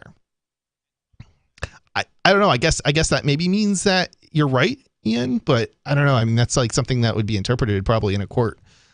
Compel platforms to provide data to researchers. That's like, that's kind of messed up. And elaborate, and that's funny too, because they're prohibited from doing that sort of thing right now. You can't provide data in many cases. Like, again, it depends on the country and things, but in a lot of places, like in the EU, you're not allowed to provide, researchers and other third parties with data of others because it would violate. I'm trying to think which law that might be, but there's what. Can't think of it at the moment, but I bring it up all the time. GDPR? Yeah, it might be the GDPR, or it might be something similar that passed around the same time. But the GDPR is a General Data Protection Regulation, I believe. Yeah. So that's kind of interesting because this kind of does the opposite of that. It sounds like an elaborate age this is probably one of the more disturbing ones. An elaborate age verification, likely run by a third party, they'd have to implement. Okay, so that would be different than just the checkbox, which was what I was asking about before. That's what it sounds like. Yeah, because I was asking, can you get around this by just having a little checkbox saying you're over the age of 16? And now, no, you're going to have some sort of age verification service. So that would probably require an ID. This sounds unconstitutional based on 1990s era Supreme Court rulings. That doesn't mean they won't pass it. I will not be surprised if they pass it. Yeah. But in theory, there's already court decisions that say you cannot hinder the free speech rights of adults effectively. You have to prove you're an adult. They would argue that, well, yeah, we're not hindering the free speech rights of adults. But the thing is, children, they've already ruled people, against that argument. Well, look, young people have free speech rights too. It's not just because you're an adult that you get free speech rights. You don't cross the age of 18 or whatever the age of majority might be in whatever jurisdiction, and then all of a sudden you have more freedom to speak. No, you should have the freedom of speech under that age. What's the famous quote? Even at schoolhouse steps, to government schools. Your free speech rights are preserved to some degree. They should be. So it's unless it interferes with like the normal operation of the school, you even as a minor you have those rights, free speech rights. And as despicable as it might be to say that a minor should have the freedom of speech to go and talk about their eating disorder in a positive manner, which is, of course, what they're trying to prevent here. I mean, most people would say that's not a good thing, right? Because that's what freedom of speech is. You should be able to say things that are not necessarily good. That's also kind of a perspective, Well, I don't think you'd be able to find many people who think that eating disorders are a thing that should be promoted. I would think the people who have eating disorders would be in favor of it. Yes, that's what I'm trying to tell you, Chris. They probably have forums for people who have eating disorders and glorify it. The people that feel good about sticking their finger down their throat and puking after a meal. That it's unhealthy, right? Like there's not anyone out there besides someone who's suffering from this disorder that would look at it and say, "Oh yeah, bulimia, that's a good thing." No one looks at that and says, "Oh yeah, sure. Puke up every meal that you have, kid. That's going to help you be a healthier..." Like, people don't have that opinion who are sane. But the people who have the disorder do have that opinion. Right. They believe that it's good for them. Right. And so they have probably places where they can go online and get tips about how to, be reinforcement bulimic of their beliefs, and reinforced. And so that's how they're trying to sell this. Is like, well, we want to get rid of those forums. We want to get rid of these dangerous parts of the internet, and that is a crackdown on freedom of speech. It is. So those people should have the freedom to do that. I hope they find some help personally, but they should be able to talk to one another about it. Yeah, definitely. There's more coming up here at 603-283-6160. Maybe you're a little more familiar with these types of places online. I don't even know how I would go about finding them, but I'm sure that they exist. The number is 603-283-6160. And freedom of speech is all about protecting the unpopular speech, and this bill is going to crack down on it. More coming up. The Free State Project has reached its goal of 20,000 liberty lovers who've pledged to move to New Hampshire and get active to achieve liberty in our lifetime. Perhaps you're trying to figure out what part of New Hampshire should be your destination. If so, consider Keene. You'll find more than 150 reasons to move to Keene at move.freekeene.com. Keene is famous for its historic, publicity-generating activism, as well as being the liberty media capital of the world. It's home to freekeene.com, New Hampshire's destination for liberty activism, news, and opinion. For years, we've been compiling over 150 reasons to move to Keene at move.freekeene.com, where you'll learn about some of what's happening here and what makes Keene a great place to live. If you love liberty, you'll probably enjoy anywhere you end up in the Shire. But do your due diligence first. Please visit move.freekeene.com for the full list of over 150 reasons to move to Keene. That's move.freekeene.com. I'm crazy about My Magic Mud. This is the most important oral care product created this millennium, and I'm not kidding. We all have different opinions on politics and issues, but we all have mouths. And I want yours to be as clean as possible, with teeth as bright as they were meant to be. I will never be without My Magic Mud. It's a little surprising, but man, does it work. If you only listen to one thing I say ever, go to mymagicmud.com and get 20% off with code FTL. mymagicmud.com, code FTL. What if you want to hear the latest episode of Free Talk Live, but all you have is your phone, you forgot to download our archive, and you have no data connection? You can call our Listen line at 641-793-0191. That's a long-distance number, so you may incur charges. If not, listen as long as you want. 641-793-0191. The Free Talk Live Listen line, 641-793-0191. This is Michael Dean from the Freedom Fiends. I've run websites since 1996 and have used over a dozen web hosts in that time. AgristHosting.com is the only one that hasn't broken my heart. Agrist Hosting's uptime and service is stellar, and their DDoS mitigation is the best I've seen. That's important because if you tell the truth in this world, you'll ruffle feathers. And some people will try dirty tricks to silence your voice. No matter what the haters hit us with, Agrist Hosting keeps our websites online. If you have a mission-critical commercial presence or a world-changing activism site, you cannot tolerate any skullduggery. So go with agristhosting.com. Have a WordPress or blog site, but you're not satisfied with performance or uptime? Or just want raw hosting? Want to pay with Bitcoin? Agrist Hosting specializes in high-performance hosting with personalized service. Go to agristhosting.com and click on the button that says Get Hosted. That's agristhosting.com. Tired of cancel culture? Sick of mega tech corporations holding an axe over your head? Join the LRN.FM Matrix chat server. It's self-hosted, so no one else can tell us what to do or say. Don't like the existing channels? You can make your own. You can even connect into some of our channels from other Matrix servers. It's federated. For the full LRN.FM Matrix experience, though, you should join our server via the step-by-step instructions at chat.lrn.fm. Chat.lrn.fm. There are basically two types of advertising, direct response and branding. Radio's great for direct response with its low cost to listener ratio, but audio can't be beat for branding, which is a longer term endeavor. You want to be the first thing that someone thinks of when they think about your product or service. If you have a local business that you want kept top of mind in your community, call the station. If you need national reach, Free Talk Live's got around 200 radio stations, millions of monthly listening sessions, can suit all budgets, and if we don't think we're right for you, we'll tell you. Email me, mark@freetalklive.com. You can help spread the ideas of liberty with our Patreon for just $5 per month at amps.freetalklive.com.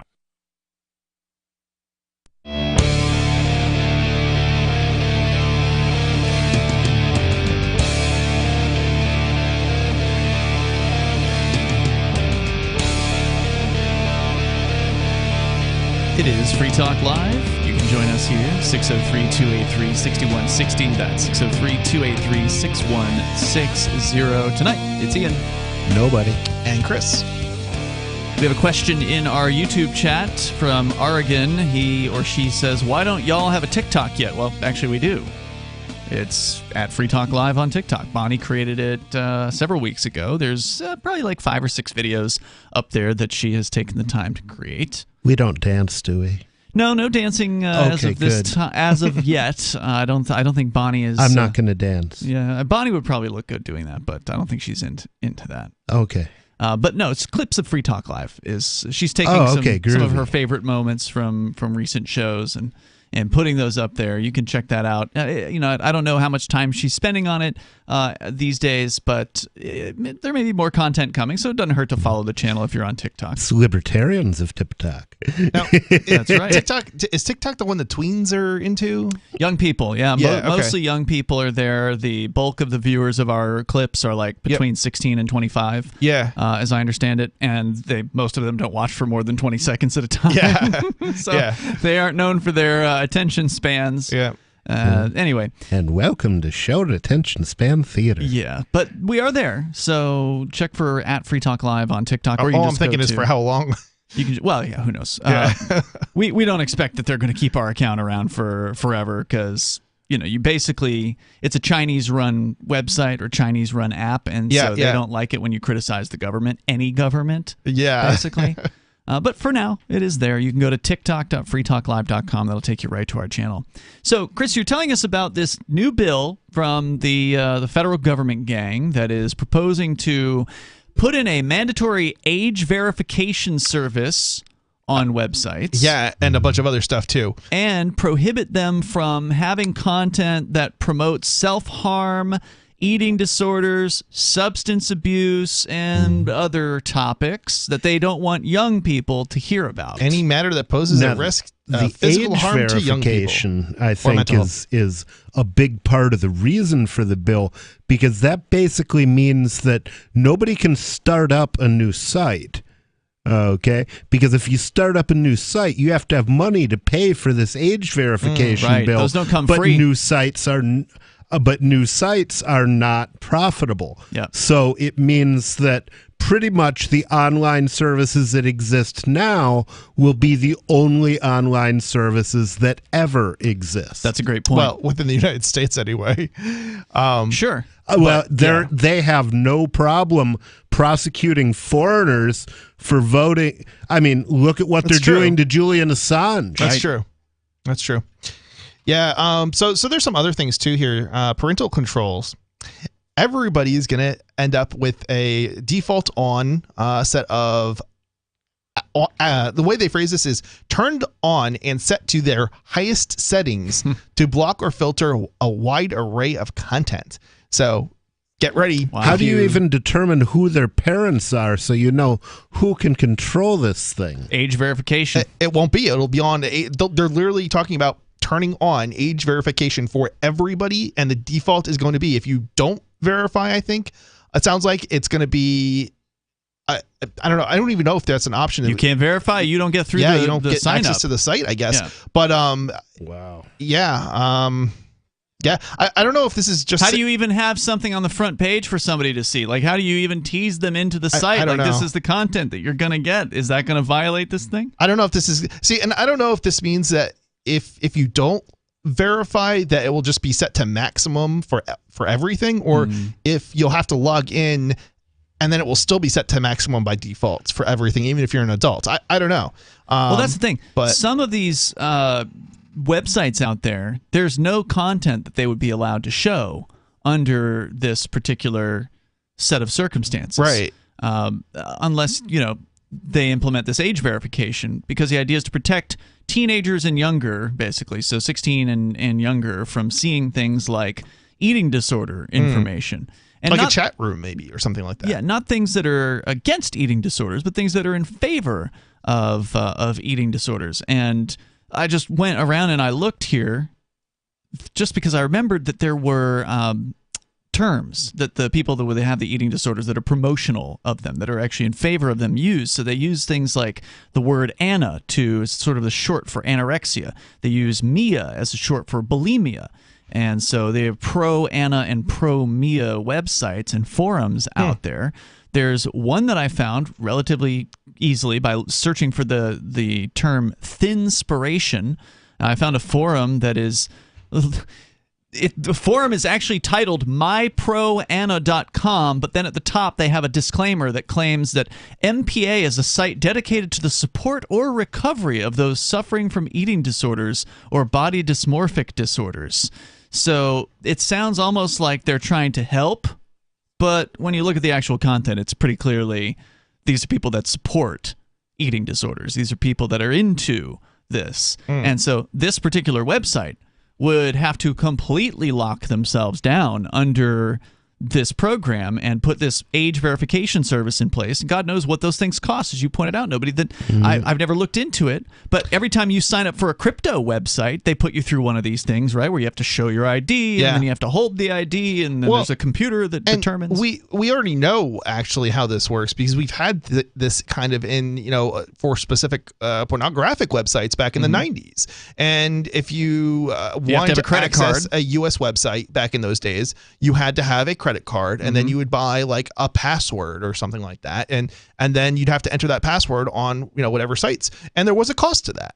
So well, you say it's the 90s. That rule was recently, I believe, passed in the UK, where they're mandating that all porn sites have an age verification service and a credit card. It doesn't actually stop young people from accessing porn sites either, because just take your mom's credit card. Well, there's that's a solution. But the other solution is simply going outside of the UK or going outside the United States and accessing foreign sites. It's this is the thing that I think a lot of people forget, is the internet is not like there's not a single legal jurisdiction, and even the United States doesn't have the ability to shut down websites in, say, Russia or Ukraine or China. And don't get me wrong, goodness. Some of those countries already have even worse laws in this regard.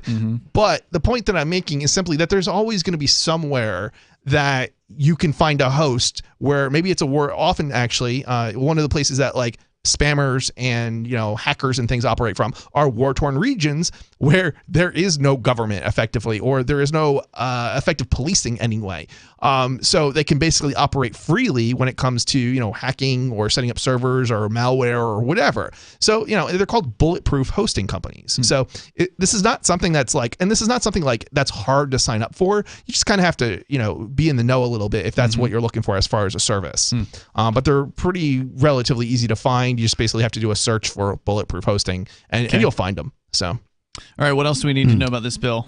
Yeah, so it would likely result in further tracking of all users, even if the objective of this system is effectively for parents to spy on and control the conversations of young people. So that's a big one. Data collection is a source for every internet user, regardless of age. And in order to avoid liability for causing the listed harms, nearly every online platform would hide or remove huge swaths of content. And because each of the listed areas of concern involves significant gray areas, the platforms will over-censor to attempt to steer clear of new liability risks.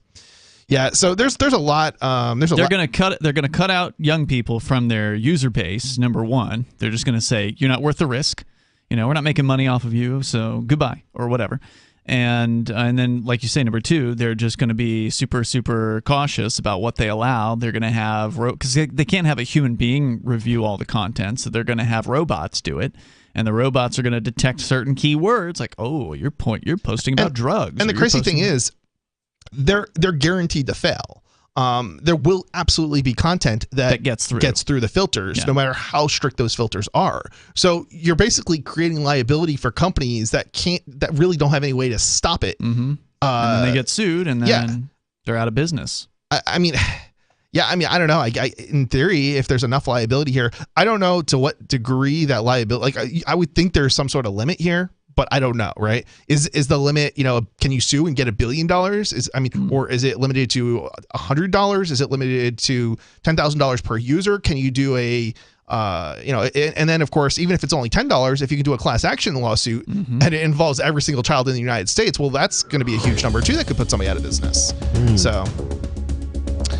Yeah, so basically censorship is not the answer, and the EFF is opposing this legislation. Absolutely. Do they have a way for people to take action on this? I think it's too early for that. Okay.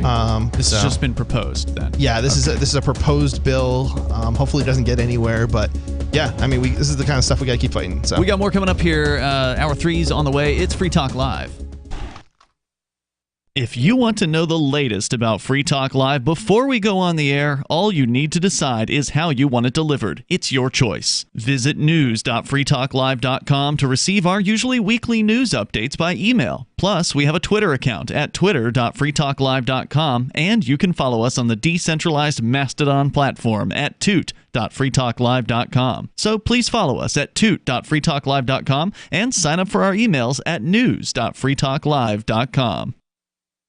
Do you feel like your nation, state, or community no longer holds your values? Have you dreamt of a place where people agree that liberty is important and are free to pursue their projects so long as they respect the property of others? There are many people just like you that are discovering freeprivatecities.com. Their social media links are at the upper right of the page at freeprivatecities.com. All skill levels will be needed when the first of the Free Private Cities opens. It's sooner than you think. Stop arguing and build. freeprivatecities.com.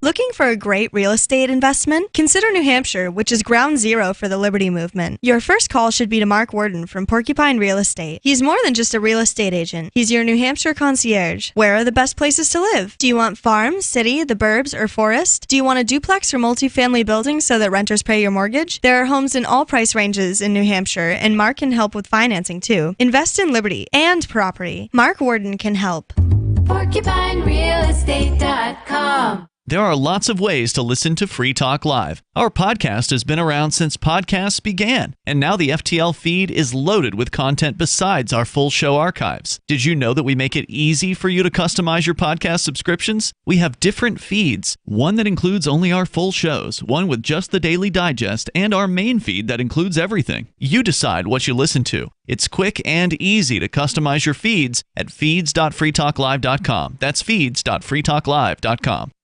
You're listening to the live edition of Free Talk Live. Hour number 3 is next after the news here on the Liberty Radio Network at LRN.FM. From Feature Story News in Washington, I'm Nina Maria Potts for the latest world news. The Taliban says a bombing at a mosque and religious school in northern Afghanistan killed at least 33 people and wounded 43.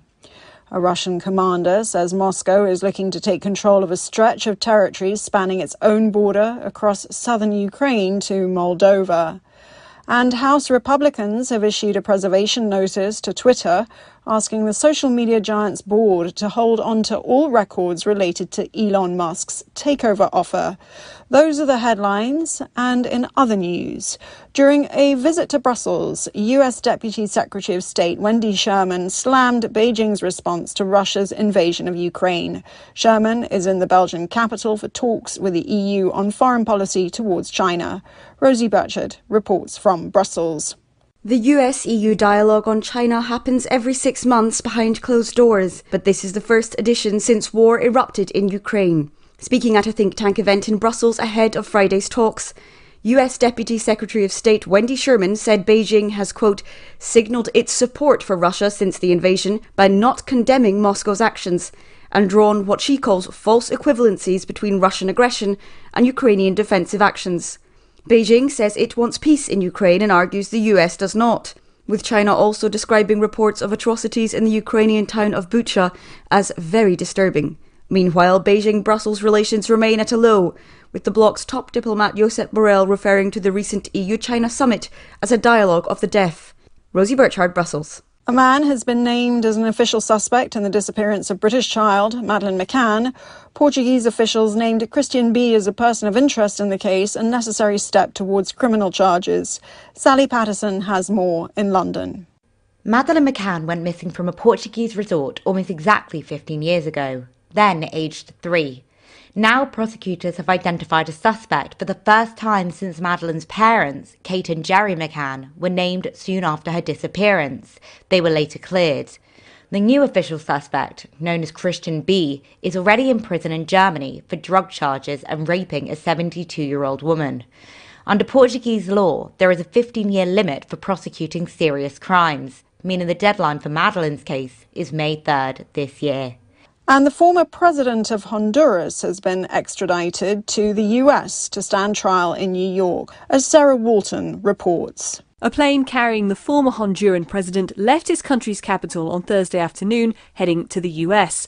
A federal indictment was then unsealed in Manhattan, charging Mr. Hernandez with participating in a corrupt and violent drug trafficking conspiracy to facilitate the importation of tons of cocaine into the US.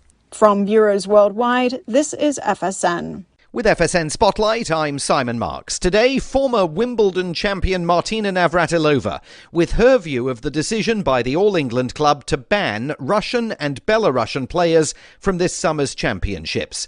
She went through her own turmoil in 1978 when she first won the women's crown.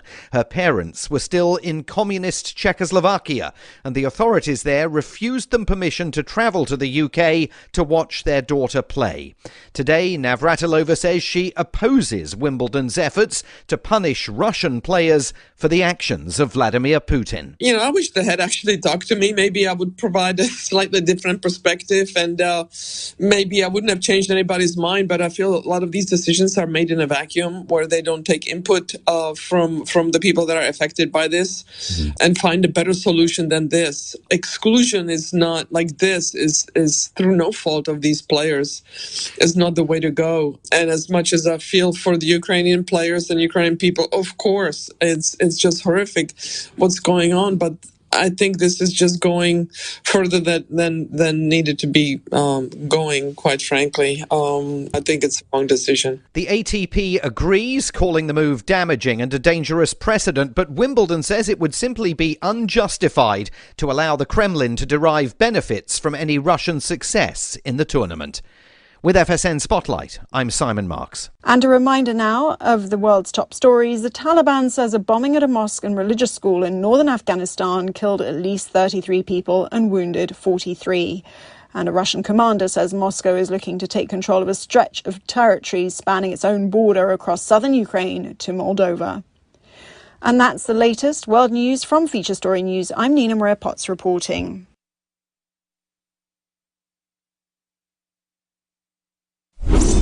Fans of the Tour de France will be disappointed to hear that the race has been put on hold for an indefinite amount of time, as many of the world's top cyclists are currently riding over to the creek to check out cool bugs. Our Chad Williams is live in Bergerac, France. Thanks, Rachel. Roads that should be full of bikers are empty this afternoon. Right now, the riders were supposed to be here, making the climb up the legendary Mont Ventoux, but instead, they rode into the woods after German cyclist Andre Greipel heard that there were a bunch of stick bugs down at the creek, and then everybody wanted to go down there and throw rocks at them. That's when Dmitry Muravyev reportedly skinned his knee but didn't care, and Irish champion Nicholas Roach announced he saw this big weird frog with like an extra arm or something, but it was hard to tell because it hopped away too fast. Race officials have not put a time frame on when the event will pick up again. People keep saying that this is going to delay the race, but if I know these boys like I think I do, they're going to find some awesome shortcut through someone's backyard. This is the Onion News Network.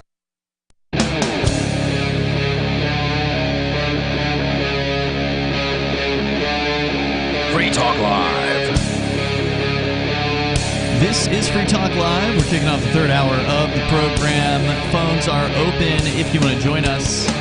The number is 603-283-6160. That's 603-283-6160. In the studio tonight, you've got Ian. Nobody. And Chris. We're talking about potential new restrictions on online freedoms in the so-called land of the free, which does anybody really call the United States the land of the free anymore? The land of the fee and the home of the slave. Yeah. All I'm thinking is a song that we were forced to sing in like elementary school. Which one was that? I can't tell you what song it was, but it had those words in it, Land of the Free. The land of the free and the home of the brave? Yeah. Yeah, that's the national anthem, bro. Oh, okay. I knew I recognized those words, man. Yeah. You can see I don't go to sports football games because that's where they sing that. There were some other songs they had us sing that were also very nationalistic in school at some point, but and if you want to comment on that story, it was from the Electronic Frontier Foundation. I did just post the link on our social media site over at social.freetalklive.com if you want to learn about the quote-unquote Kids Online Safety Act, the latest attack on online freedom of speech. Another thing you have to deal with when you're online is the fact that these search companies are getting more and more, let's say, opinionated about what they're going to allow you to see in their search results. It used to be the idea behind a search website, a good search website, would be that there'd be no bias to the search, that the search would simply return you the most relevant results that their web crawler had found on the entire internet, right? Like that's the way it was. That's certainly that would be one's objective to attracting users anyway, for sure. Yes. Then what we found out during various political seasons in the last, half a decade or so, maybe a little longer than that, was that Google was leaving certain results out or promoting other results over top of some, what you might have actually been looking for, giving extra result, rankings to things that they were in their political favor, for instance, like maybe promoting the Hillary Clinton campaign over Donald Trump, for instance, or making it so you couldn't easily find the story about Hillary Clinton in the email server that she had, hacked or something like that, or it was like a real easy password to crack. I forget all the details on it, but she had some sort of illegal email server. Yeah, she just had an email server with a bunch of classified information on it that she wasn't supposed to have. She had no business having. Yeah. And the easy password was actually John Podesta's password. And I can't remember exactly what it was, but it was one of those that just made you facepalm. Oh, yeah. And he, of course, was the one who was talking in his email about $30,000 worth of hot dogs being ordered to Chicago. Right. And, it was very strange. And pizzas and handkerchiefs, right? Didn't he have the handkerchief thing? Yeah, there's the handkerchief thing. Which is like gay code, as I understand it. Well, pizzas and hot dogs are supposed to be anatomical references to what sort of children you like. Right. Chris, you haven't heard about this? This is part of the whole Pizzagate controversy. I don't know. I've heard of Pizzagate. I don't necessarily know I've heard of that, like being references. Yeah, those were in John Podesta's emails. Yeah, very questionable. There are some very weird coded emails. Is that really a thing? Wrote. Like that almost seems like it's so hard to believe that. Well, the thing is, it is obvious that he was writing in some kind of code. Okay. Okay, because he's talking about hot dogs and pizzas in ways that don't make sense. Now, the way that it does make sense is if you interpret these as being ordering references to something that he wants, and that's what the theory is. But what we know for sure is that he was writing coded emails that were clearly in some kind of code. Okay. So whatever it was he was saying, he did not feel comfortable, even as being one of the most powerful people in the country, in saying it openly. Right, and he was also apparently using the handkerchief code, which is some sort of, like they have different colored handkerchiefs. I guess it goes back to certain people in the gay community when they wanted to advertise what they were into sexually, they would hang a handkerchief out of their back pocket or something like that when they were at a club or whatever the circumstance. Okay. And that would show that they were into dirty things we can't talk about on the air. Sure. Sexual preferences. So apparently he was using that code as well. This must predate like my my time period, because I don't know what you guys are talking about. You mean your time period as a gay guy? Gay guy. Okay. I have no idea what you're talking about. It does go back a ways. Yeah. It sounds like something from the 1950s. Yeah, it probably was something when you couldn't be at like a gay club. It was probably something that was a more subtle communication method. Yeah, I'm thinking 1950s, going to a restroom, and I don't know, something. Yeah.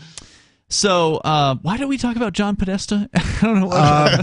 It started with the Hillary Clinton. The search results. Okay. Right. So Google was restricting certain search results, and one of them was like you couldn't easily find the story about Hillary in the emails, like the autofill thing where you type into Google's search and it starts filling automatically things that people search for. A lot of them were like the things that were critical of Hillary Clinton were not showing up in that search results. It was all like puff piece things about Hillary Clinton. And so you had the story about Google, and that kind of, made some headlines. And of course, that led people to say, well, okay, where do we go? Because Google has had the bulk of the search traffic for 2 decades now, basically, at this point.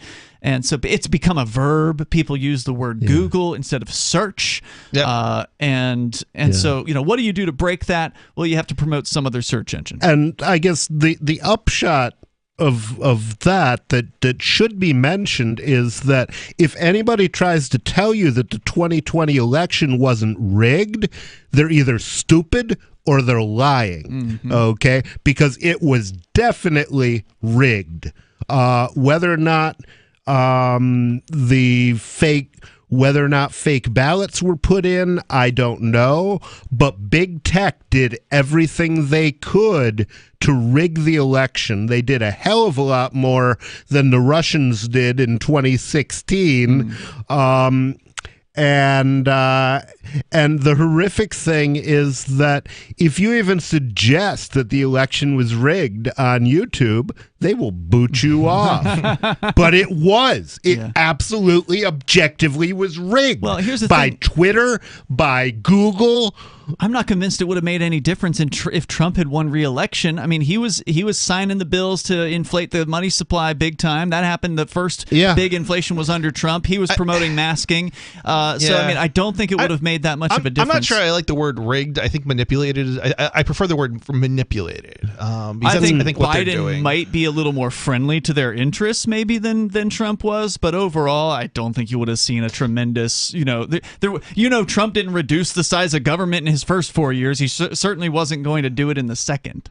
Yeah, I mean, there's definitely other examples. I'm not even saying that he would have been better. I'm just saying the election was rigged. Sure. And it was clearly rigged, and it was obviously and openly rigged by Twitter covering up the Hunter Biden story, by Google covering up everything negative. Are we talking about actual voting fraud that's being covered up, or are we talking about just the manipulation of like search results? And we're talking about fraudulently covering up for politicians who are corrupt, like Joe Biden, and covering up the Biden crime family's money, getting paid off, and this is important, getting paid off by the Ukraine. The same people that they are pulling out all the stops to protect the Nazis in the Ukraine, those are the people that were paying them off that Google covered up and Twitter covered up. So this is a huge criminal conspiracy. Always has been. The number 603-283-6160. That's 603-283-6160. Of course, the real conspiracy is the fact that government is a thing. But there's true. More on the way. You can join us. This is Free Talk Live.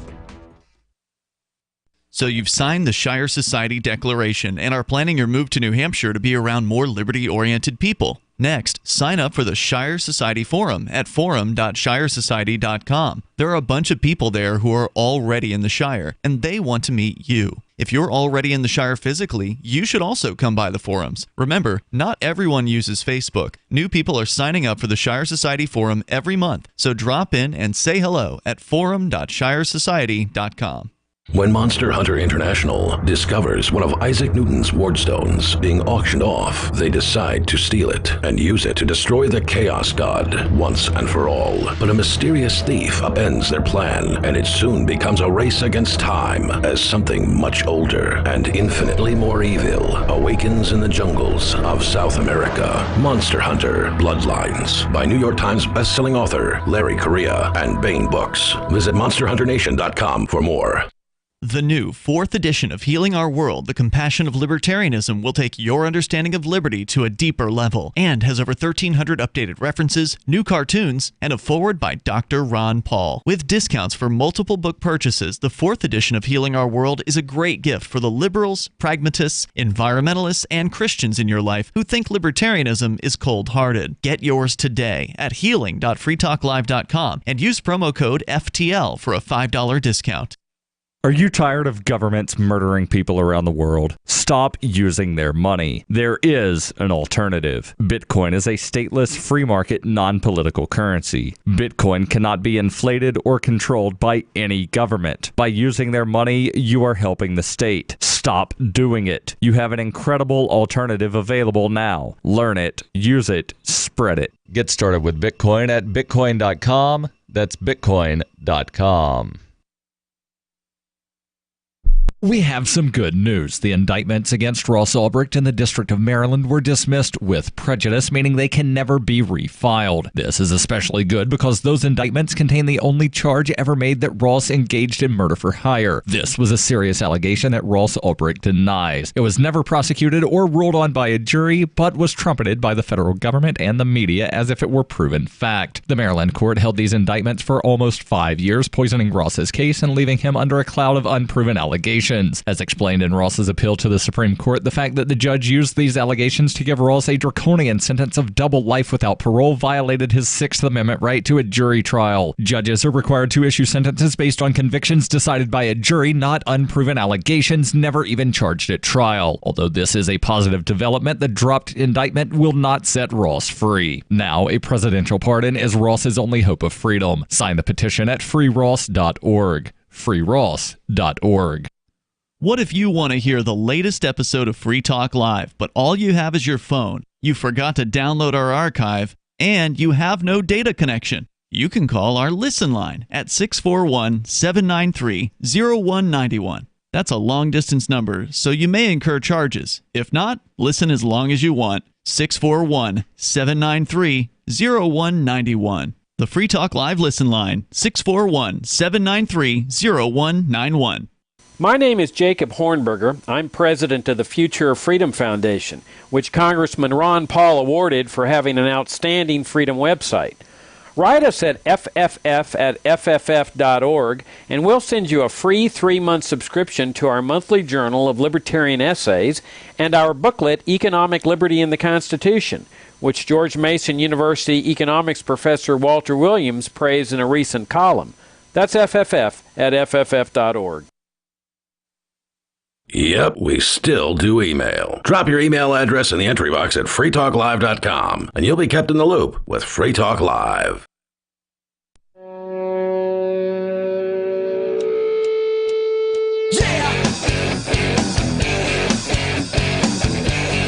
It's Free Talk Live. Phones are open. You can join us if you want to talk about whatever's on your mind. The number is 603-283-6160. That's 603-283-6160. You can follow us on our Odyssey channel.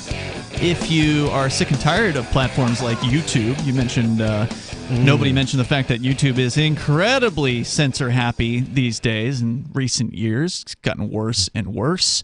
If you want to have a lot more freedom to express yourself, you should check out the Odyssey platform. That's where we stream live every single night, and you can download archives of the show there as well. Video archives are available over at video.freetalklive.com. That's a URL that'll take you right to our Odyssey channel. That's video.freetalklive.com. Please give us a follow there. We're going to go to your phone calls and thoughts, but there's more to say about search companies that are getting even more biased over time. It's getting harder and harder to get a good, unbiased search out there these days. And so if you've got a recommendation as far as what you like, because DuckDuckGo ain't good anymore. It might have been something in the past, but that's what we want to get into here in a moment. First, though, to your calls and thoughts, Law Dog is on the line in Michigan, listening to WKHM in Jackson. Go ahead, Law Dog. How you doing, guys? Hey, what's on your mind? Hot off the presses down here. Detroit Red Wing octopus twirling Zamboni driver was fired for urinating in drain. Files discrimination suit. He's going to win. He's got a 4 type of program here. He didn't get his verbal warning. He didn't get a written warning. He didn't get a performance improvement program. He just got the 4th step is determination. They got to follow that. Hold on, slow down for a moment here. Statement and back pay. In which drain was he urinating? He is urinating in a sewer drain. And the problem with that is? Problem was somebody ratted him out for doing that. The guy's had 51 years of service. I and mean, there's prostate a lot problems. of places I can think of that are way more offensive to urinate than a sewer drain. Is the idea he was supposed to use the bathroom and for whatever reason didn't? It was more convenient to just go in the drain. Like, what's the story around this? Do you know? He didn't think anybody was around, and he's got prostate problems, you know. Okay. And he just decided to take a leak there in the drain, and somebody ratted him out and busted him, and they humiliated him, and he should get reinstatement and back pay for this. It's disgusting. Just to clarify, you're saying it's disgusting he was fired, and you believe he should be reinstated. Okay. Absolutely, yeah. Who is this guy anyway? He's a Zamboni driver. He's a Zamboni driver, and he twirls octopuses. You know he twirls octopuses. Octopi. You know what? Octopi. Yeah, the 8-legged creatures. Hey, he's got a thing that he does. I guess he's yeah, like some yeah. people You know juggle what? cats. You know what an eight-legged octopi smell like? Probably not so great. Gretchen Whitmer. Thanks for Have a good night. Oh man, that's the governor, by the way, of Michigan that he's referring to. Yeah. So yeah, I mean, what do you think? The one with the fake kidnapping plot. That's right, the FBI-derived kidnapping plot.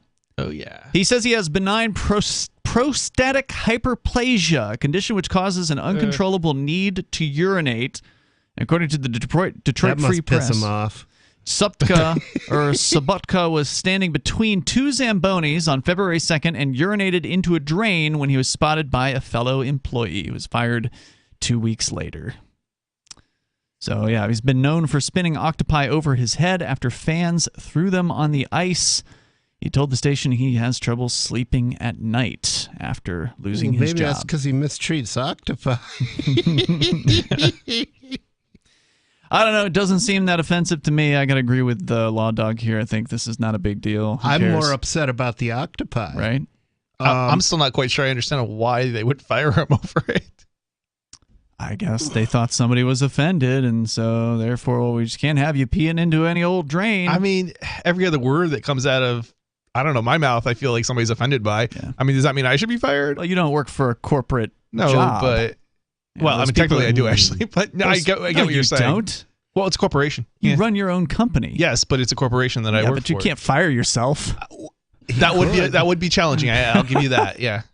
That's different than working for like a corporation who's real touchy about what people think about them, right? So they have to be concerned with that. Let's go to Dave Ridley on the line here from New Hampshire. He's finally back after an extended stay in Colorado with some family. Go ahead, Dave. You're back on. Welcome back, bro. Yeah. Thanks, guys. Well, I am going to be firing just a little bit blind here because I don't have internet right now. But there's a couple of events I wanted to mention, and you guys may be able to fill in some of the details that I can't get online right now. But apparently, there's going to be a convoy, a freedom convoy of some kind to the Capitol in Concord, New Hampshire, on April 30th. You know anything about that?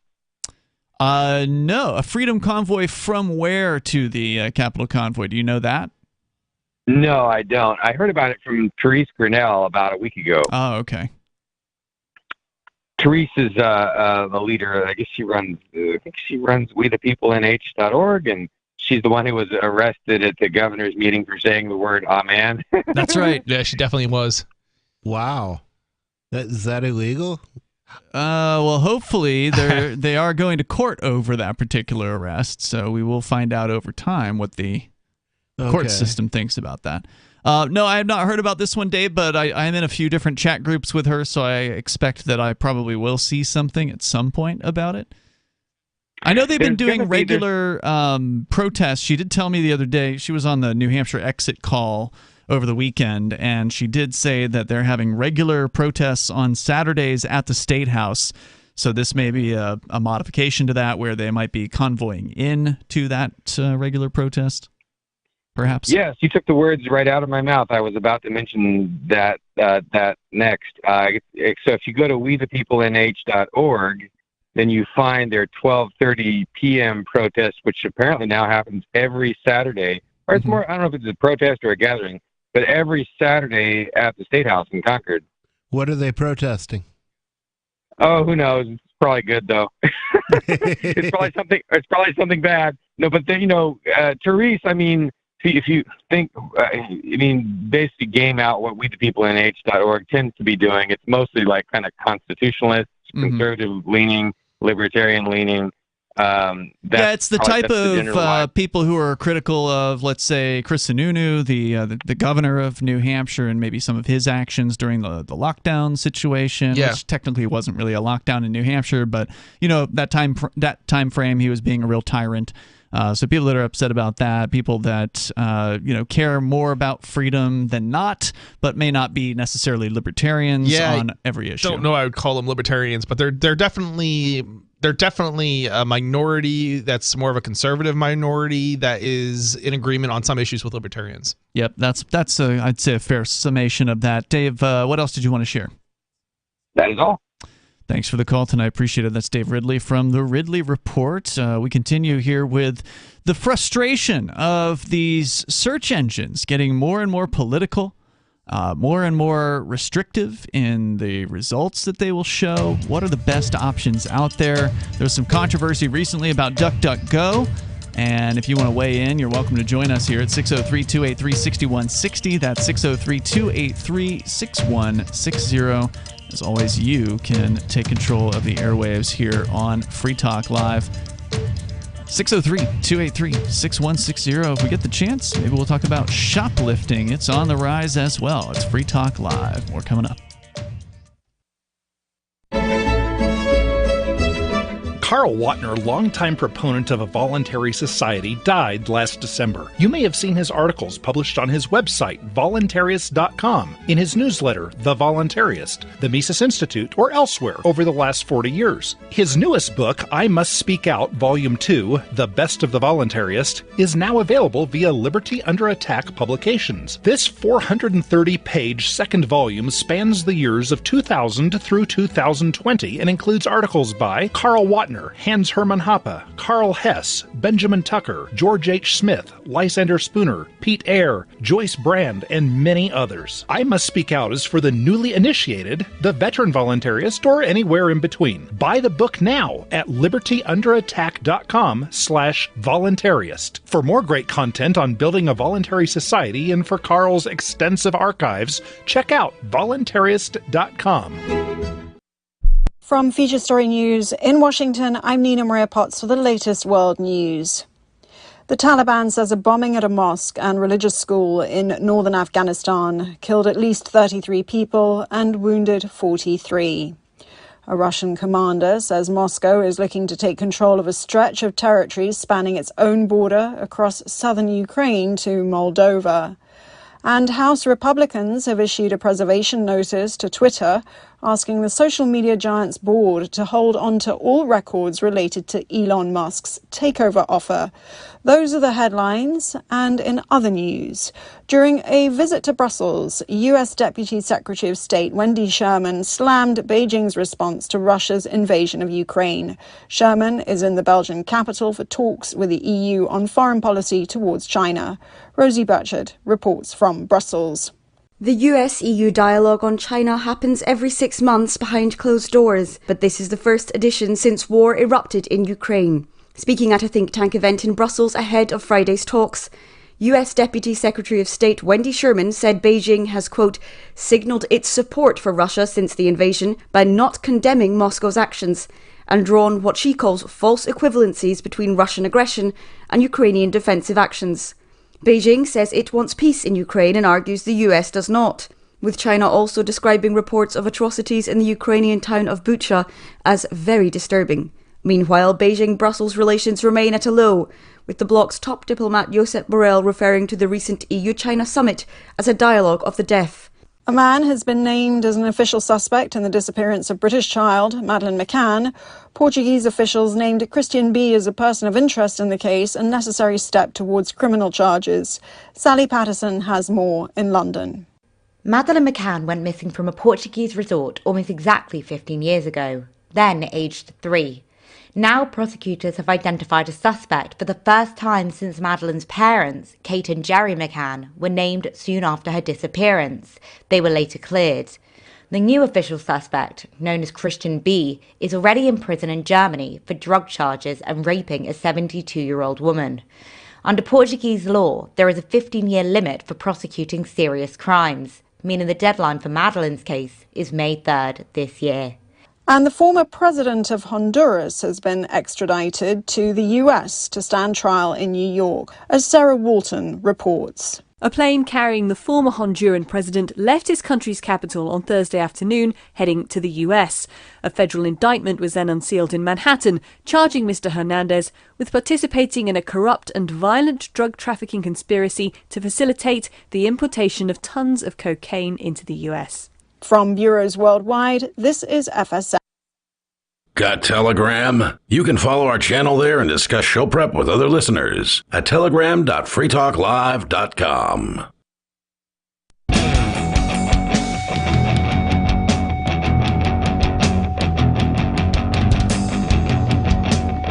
It's Free Talk Live. Phones are open. You can join us here, 603-283-6160. Talking about search engines online becoming more politicized and making it more difficult to find what you might be looking for. Here in the studio with you tonight, it's Ian. Nobody. And Chris. We invite you to join us online anytime over at freetalklive.com. You can interact with other Free Talk Live listeners on our Matrix chat server, which is available to you over at chat.freetalklive.com. It's actually not the server itself. It's just a website that tells you how to get on the server. There are some hoops that you have to jump through. It's not I wouldn't say it's the most intuitive process, so you should follow the instructions over at chat.freetalklive.com. But once you get into it, it's super easy to use, and it's been working great. So check it out. That's chat.freetalklive.com. So we're talking about the restrictions on various different search results. Google's doing it. Microsoft is doing it. Their search engine, in case people don't know, is called Bing. I don't know anyone that uses it, but it's out there. I don't think it ever actually was successful outside of a financial perspective, as I understand it. So, meaning it's making money for Microsoft? It covers its costs, basically, but it doesn't actually, its user base is really, really tiny, so nobody uses it. Of course, Google is the dominant party out there, but a lot of people for a long time had talked about DuckDuckGo. Yep. And then DuckDuckGo started to show signs of being biased. In the news, it was pointed out that DuckDuckGo, apparently their chief executive officer, Gabriel Weinberg, tweeted in the last couple months that the search engine would rank websites, quote, associated with disinformation, unquote, regarding the whole Russia-Ukraine situation, lower in its search results. He said, like so many others, I am sickened by Russia's invasion of Ukraine and the gigantic humanitarian crisis it continues to create. So as a result, they're going to restrict certain information, what they consider to be disinformation, which is, of course, whatever the Western media says is disinformation. You know, I could be disgusted by that too, but that doesn't necessarily mean I think it should be censored. And I think that's a big important thing to point out. You know, if you only ever hear one side of something, how do you ever get to form your own opinions? You're basically just being brainwashed. Yeah, exactly. I mean, I'm not telling you that RT is telling the truth all day, every day, but I want to be able to see what it is that they're saying. I want to be able to make up my own mind, and companies like Microsoft and DuckDuckGo are making that more difficult. So it's not to say that you cannot find RT, because if you go to DuckDuckGo and you search for RT, it comes up, or RT.com or whatever. It's gonna. But the question is, do articles come up if you search for like the content? Certain content. Yeah. And that's the thing that they may be censoring. So it looks like they're not censoring, but they really are. Now, apparently, and something I didn't know until tonight, DuckDuckGo's search results are provided by Microsoft's Bing. Yep. So they don't even have their own results, and that's not uncommon in the world of alternative search engines. Some of them will just give you the major engine's results. And they pretty much are all that way. Yeah, and that's one of the questions I was going to ask you, Chris, as somebody who knows a thing or two about a little more than tech than the average person out there. So, why don't more companies do their own web crawling and do their own databasing? It's just too hard to do. You're never going to be able to crawl as many websites as Google is going to be able to crawl. They have massive server farms, is that the word? Sure. Warehouses of these servers dedicated to crawling Constantly websites crawling. and constantly doing it, and it's going to be up to date. Like, it might be okay. So maybe you can crawl 3/4 of the internet. Let's say, I'm making these numbers up, guys, but fine. But you're missing. That means you're missing a big portion of it, right? And you're doing it, but maybe you're doing it once a year or once every 6 months, whereas Google is doing it every single day. So it was easier back in the day, right? Because, 20 years ago when there was Alta Vista and Yahoo and Dogpile or whatever the other ones were, there was a bunch of them back then. They all were doing their own thing, weren't they? They weren't just... Dogpile was a... made a crawler, I think, right? Yeah, they took results from like 5 different search engines. Web crawler. There was one called Web Crawler, wasn't there? There were a bunch of them. There were other search engines. You're right, and they pretty much kind of died off more or less.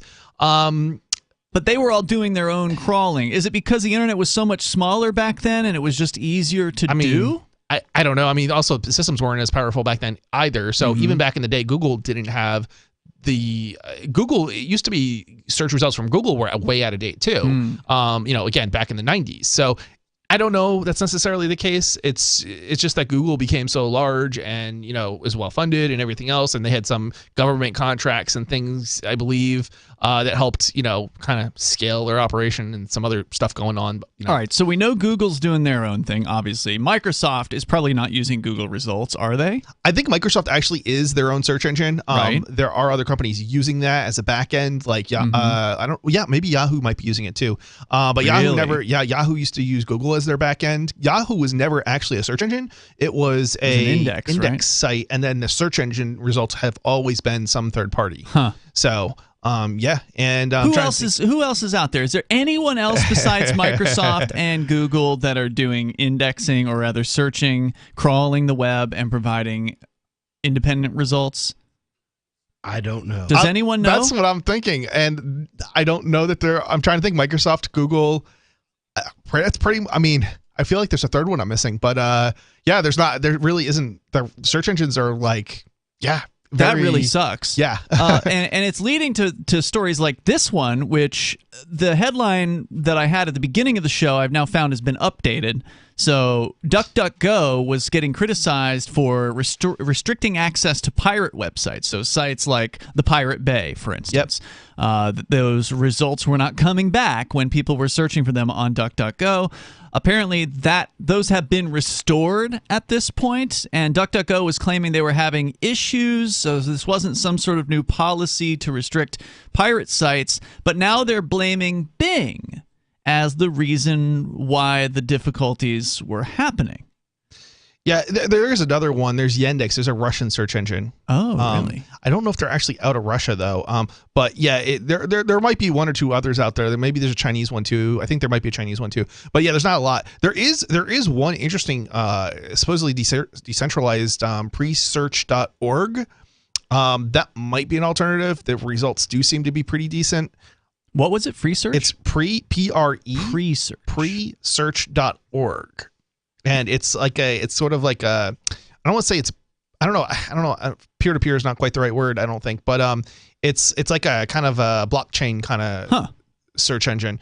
But I'm not saying it's the best search engine. I'm just saying it is. How does a blockchain help with a search engine? I don't know enough about the details. I just know it exists and I've used it. So, according to the story here at Torrent Freak, they kind of go into the history of, which sites had disappeared from DuckDuckGo and then that they all of a sudden came back. They say here that it's clear the search engine wasn't happy with what was happening. They never actively removed any of these sites. Instead, and this is torrentfreak.com, by the way, a third-party data provider, quote, removed the results for them. Like many other smaller search engines, DuckDuckGo uses hundreds of data sources, including Bing. After some back and forths, DuckDuckGo's spokesperson informed us that Microsoft's search engine was the culprit. Quote, yes, this is related to using data from Bing, said their communications manager, Allison Goodman. She also asked us to share a list of additional sites that were affected so they could look into them. And then after a few hours, they sent over more domains, and those have been since restored as well. They say it's understandable DuckDuckGo wasn't happy with the coverage, however, the problem was real. And since it's emanating from Bing, other smaller search engines that rely on that data may be affected as well. She clarified by saying that since these occurrences had originated on Bing, they were passed down to our results, as well as other Bing syndication partners, she said. For DuckDuckGo, it may be tricky to resolve the issue permanently as long as it relies on Bing. Aside from the potential legal implications of actively restoring pirate sites, there are dozens, if not hundreds of other domains that are still unfindable. We don't intend to keep hammering on this, but at the time of writing, the streaming service Gimme.app is not showing up in the search results. While looking into these issues, we noticed that Bing also affects DuckDuckGo in other ways. From what we can see, the DMCA removals, which is DMCA is the Digital Millennium Copyright Act, also spill over, including inaccurate ones. So this sounds like a real problem. Yep. And what is the solution? If you've got one, you got billions of dollars, Ian? Feel free to share. That's the answer. It's the only answer. Feel free to share it with us here at 603-283-6160. This is Free Talk Live. Join liberty-minded voluntarists, anarchists, and libertarians from June 27th through July 3rd for the 6th annual Fork Fest at Rogers Campground in the beautiful White Mountains of New Hampshire. Fork Fest is a fork of the Porcupine Freedom Festival, which sold out for the first time in 2021. Fork Fest takes place the week after PorcFest, but Fork Fest is decentralized, which means that there's no ticket cost and no one is in charge. All you have to do to join the fun is reserve your camping site, RV site, or motel room with Rogers Campground for June 27th through July 3rd. There's no better place to celebrate Independence Day than around other freedom-loving activists in the Shire. You can find out more at the unofficial website, forkfest.party. You can also connect with other attendees on the ForkFest Telegram and Matrix chat rooms, as well as the ForkFest forum. You can find links to those at forkfest.party. We hope to see you there. forkfest.party. Is oral health important to you? If you don't like your own teeth, fresh breath, or kissing people, then by all means stop listening. Several years ago, I met Jessica Armand, founder and CEO of My Magic Mud, and I became passionate about the product that she created and never want to live without it. It's clinically proven to whiten teeth, but I find it does much more. They want you to love My Magic Mud as much as I do, so they're giving you a money-back guarantee plus 20% off. Go to mymagicmud.com and use coupon code FTL20 at checkout. mymagicmud.com, FTL20. Tired of cancel culture? Sick of mega tech corporations holding an axe over your head? Join the LRN.FM Matrix chat server. It's self-hosted, so no one else can tell us what to do or say. Don't like the existing channels? You can make your own. You can even connect into some of our channels from other Matrix servers. It's federated. For the full LRN.FM Matrix experience, though, you should join our server via the step-by-step instructions at chat.lrn.fm. chat.lrn.fm. My name is Angel Rach. I'm a mother of 2 teenage children, and I fought all the way to the Supreme Court for the right to use the medicine that saved my life. I've been permanently disabled for 10 years, with an inoperable brain tumor, wasting syndrome, and several other serious conditions. For 4 years, I was in a wheelchair, in so much pain I couldn't even hug my kids. The hardest part was looking in their eyes and seeing how much they were suffering because of my medical condition. The medicine that gave me my life back and gave my kids their mom back was cannabis, also known as medical marijuana. With medical marijuana, I can walk, maintain my weight, and I can be a mom. Without it, my doctors believe that I would die. To learn more about medical marijuana, contact Marijuana Policy Project at 1-877-JOIN-MPP or on the web at mpp.org. If you want to know the latest about Free Talk Live before we go on the air, all you need to decide is how you want it delivered. It's your choice. Visit news.freetalklive.com to receive our usually weekly news updates by email. Plus, we have a Twitter account at twitter.freetalklive.com, and you can follow us on the decentralized Mastodon platform at toot.freetalklive.com. So please follow us at toot.freetalklive.com and sign up for our emails at news.freetalklive.com. There are basically 2 types of advertising, direct response and branding. Radio is great for direct response with its low cost to listener ratio, but audio can't be beat for branding, which is a longer term endeavor. You want to be the first thing that someone thinks of when they think about your product or service. If you have a local business that you want kept top of mind in your community, call the station. If you need national reach, Free Talk Live's got around 200 radio stations, millions of monthly listening sessions, can suit all budgets, and if we don't think we're right for you, we'll tell you. Email me, mark@freetalklive.com. Our Matrix server is about as free as internet chat can be. Join the existing rooms or create your own at chat.freetalklive.com.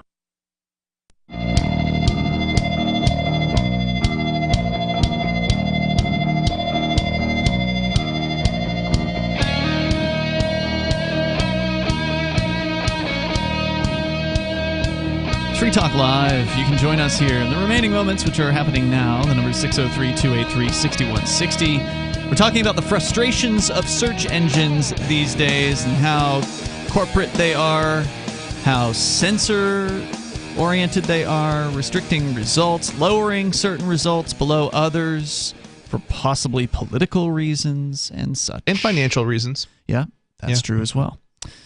Here tonight, it's Ian. Nobody. And Chris. We're going to go back to your phone calls and thoughts. We're wondering, though, what are the alternatives? DuckDuckGo, we found that they're getting political recently. They're starting to de-rank certain Russian-related websites as quote-unquote disinformation. So they can't be trusted. Plus, they're relying on Microsoft's results in the first place, which has recently resulted in pirate websites disappearing from their results. So what are the other options? You mentioned a website called Presearch, which appears to be some sort of a crypto-related company. Yeah, some sort of blockchain search engine. The results seem to be pretty good. You've used it? Yes, a little bit. And I will say they're not as good as, or the output of the page is not as well designed as Google's results. So I will admit that I'm not always despite the fact that it's the default in my, I believe at least on some of my computers, it's the default search engine. I don't use it that often. Yep. Also, we're just digging a little bit because I knew about Brave Search, the Brave browser, which is sort of a privacy-friendly browser. They claim to have a privacy-friendly search, and their website claims that Brave Search is built on top of a completely independent index. Doesn't track users, their searches, or their clicks. So it's an interesting claim that suggests that either they or some partner of theirs is doing their own indexing of the web. So it might be worth a look. If that's true, the results are probably not going to be that great, but I am kind of curious now. Yeah, might be worth a look. It's one of those things where you got to change your habits. And of course, that's the hardest part about getting away from Google. Let's go, though, to Olivia. She's in Arizona. You're on Free Talk Live. Olivia. Hey guys, before I get to my point, I just wanted to tell nobody I sent him an email to the address on his Church of the Invisible Hand website like a month ago, and I haven't heard back. So maybe email me back. I got that, and I thought it was you, and I misplaced it somehow. So if you could resend that, I would greatly appreciate it. I was going to mention that if you called in. Very good. Was there another reason you were calling? Yeah, my main topic tonight, so it's a Friday night, and there's probably people out there who are kind of lonely. I know there was a time period when I was calling in every night because, you were like Free Therapy Live. You were the only people who'd talk to me, but I wanted to let people know that there's something called warm lines that I didn't even know that existed, because you'll always hear about like the crisis hotlines, like suicide hotlines. Sure. But if you're not to that point where you're going to self-harm and you don't want cops showing up at your house, you just want someone to talk to because you just need someone to talk to, just like a kind, anonymous stranger. They have a directory of warm lines if you do a Google search. And there's also a website called 7 Cups where anonymous listeners, you can just chat to them and they'll give 7 cups, like CUPS cups? Yeah, like 7 cups of tea is where that comes from. Okay. And is it the number 7 CUPS is the website? Right, exactly. Is it a .com? Do you know what the whole thing is? It's a .com. Okay. So and that's for online chat with other people? Yeah, there's listeners from all over the world, and it's completely anonymous. So you can just type to a supportive stranger, and if that stranger doesn't work out, there's tons of people who are on there day and night, like all hours. And there's also something called, if it's in the middle of the night and you're like really having something going on in the middle of the night and there's like nobody, 7 Cups works. If there's nobody, then just talk to nobody.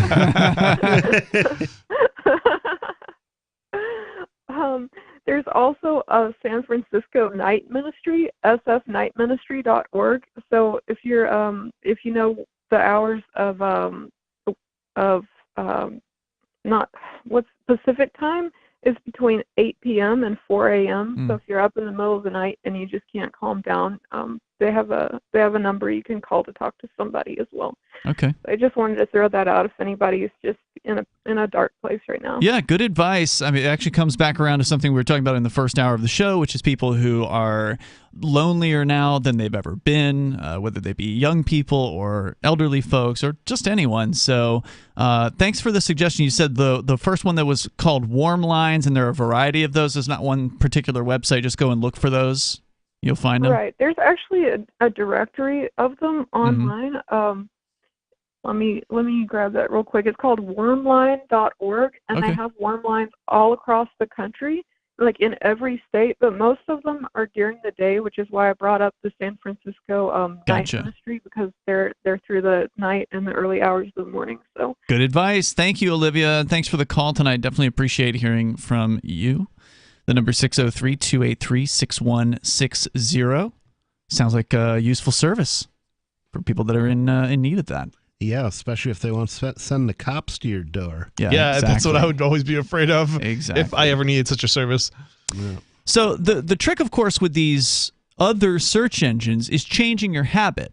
Now, I presume that it's relatively simple to change out default searches on browsers if you can go and find the steps that you need to take to do that, because usually a web browser comes with a little search area, right? And then, or in many cases, the actual URL area is the search area, and I don't know how easy that is to change, but it's pretty easy to change. It depends on whether or not the search engine is in their list of like if there's a plugin for it. Yeah, there isn't always. Yeah, so it may be harder with some browsers than others. And if it's not, if there isn't a plugin, good luck. You're going to have to be a technical person. I presume it's easier to use the Brave search if you have the Brave browser itself. I have not investigated this. Brave search is something I've been aware of, but I got to admit, I haven't changed my habit. I haven't taken the time to actually implement that into to the actual browser that I use.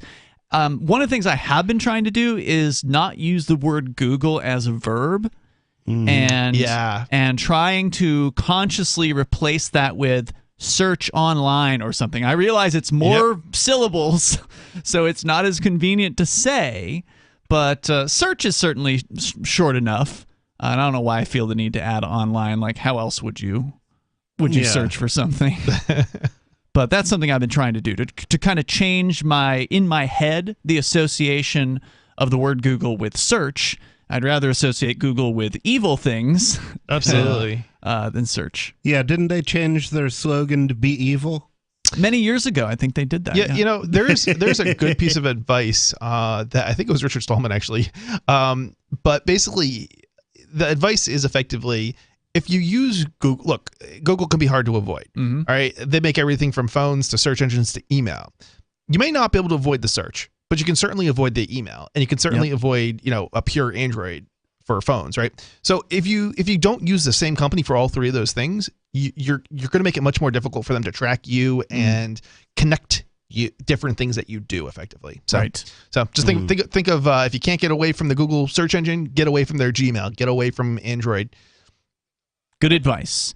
And if you've got a suggestion for some alternative, because what we're looking for is a search alternative that is not based on Google's results or based on Microsoft's results. And there are so many of them out there that just are essentially an intermediary, right? So like StartPage is one that a lot of people are aware of. If I recall them correctly, they're just using Google. It's just that they have them in between you and the Google trackers. So that way, in theory, Google doesn't know what you're searching for if you search through StartPage. That's all it is. It's just essentially a front end. Yep. And it sounds to me like DuckDuckGo is doing the same thing, but for Microsoft's results instead of Google. So that's a problem. And hopefully it's true what Brave is saying here, and that they do have their own actual index. I'd like to know a little bit more about it.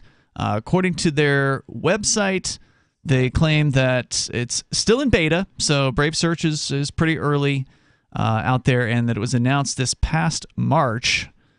I presume that was last year? Yeah, that was 2021. So it's just about a year old at this point, when Brave acquired Tailcat. And since then, there have been over 100,000 users who signed up for preview access and testing. Do you know what Tailcat is? I have not heard of Tailcat. I'm going to guess it was some sort of a search engine, but... You would think? Yeah. Tailcat. What is Tailcat? an open search engine that provides browsing services that was acquired by Brave. Yeah, perhaps named for two basic Unix utilities. So one of the things I will point out is that the technology for search, like a search engine, exists. So you could, if you're a really technical person, go out there and create your own search engine based on totally your own crawling and indexing and everything. The problem is, again, it has to do with the servers, like the amount of server hardware that you're going to be able to have access to. And then you're going to have to scale it. And then how do you compete? Yeah, you've got to be able to crawl the whole web and then serve that data to God knows how many people if it catches on, right? If you can do a distributed one node, that makes things a lot better. Right, and that technology exists. A lot of people can put a little bit of resource. And that's the idea behind the pre-search one, right? The distributed. Presearch.io is their website, and then search.brave.com is theirs. And we'll see you tomorrow night, freetalklive.com.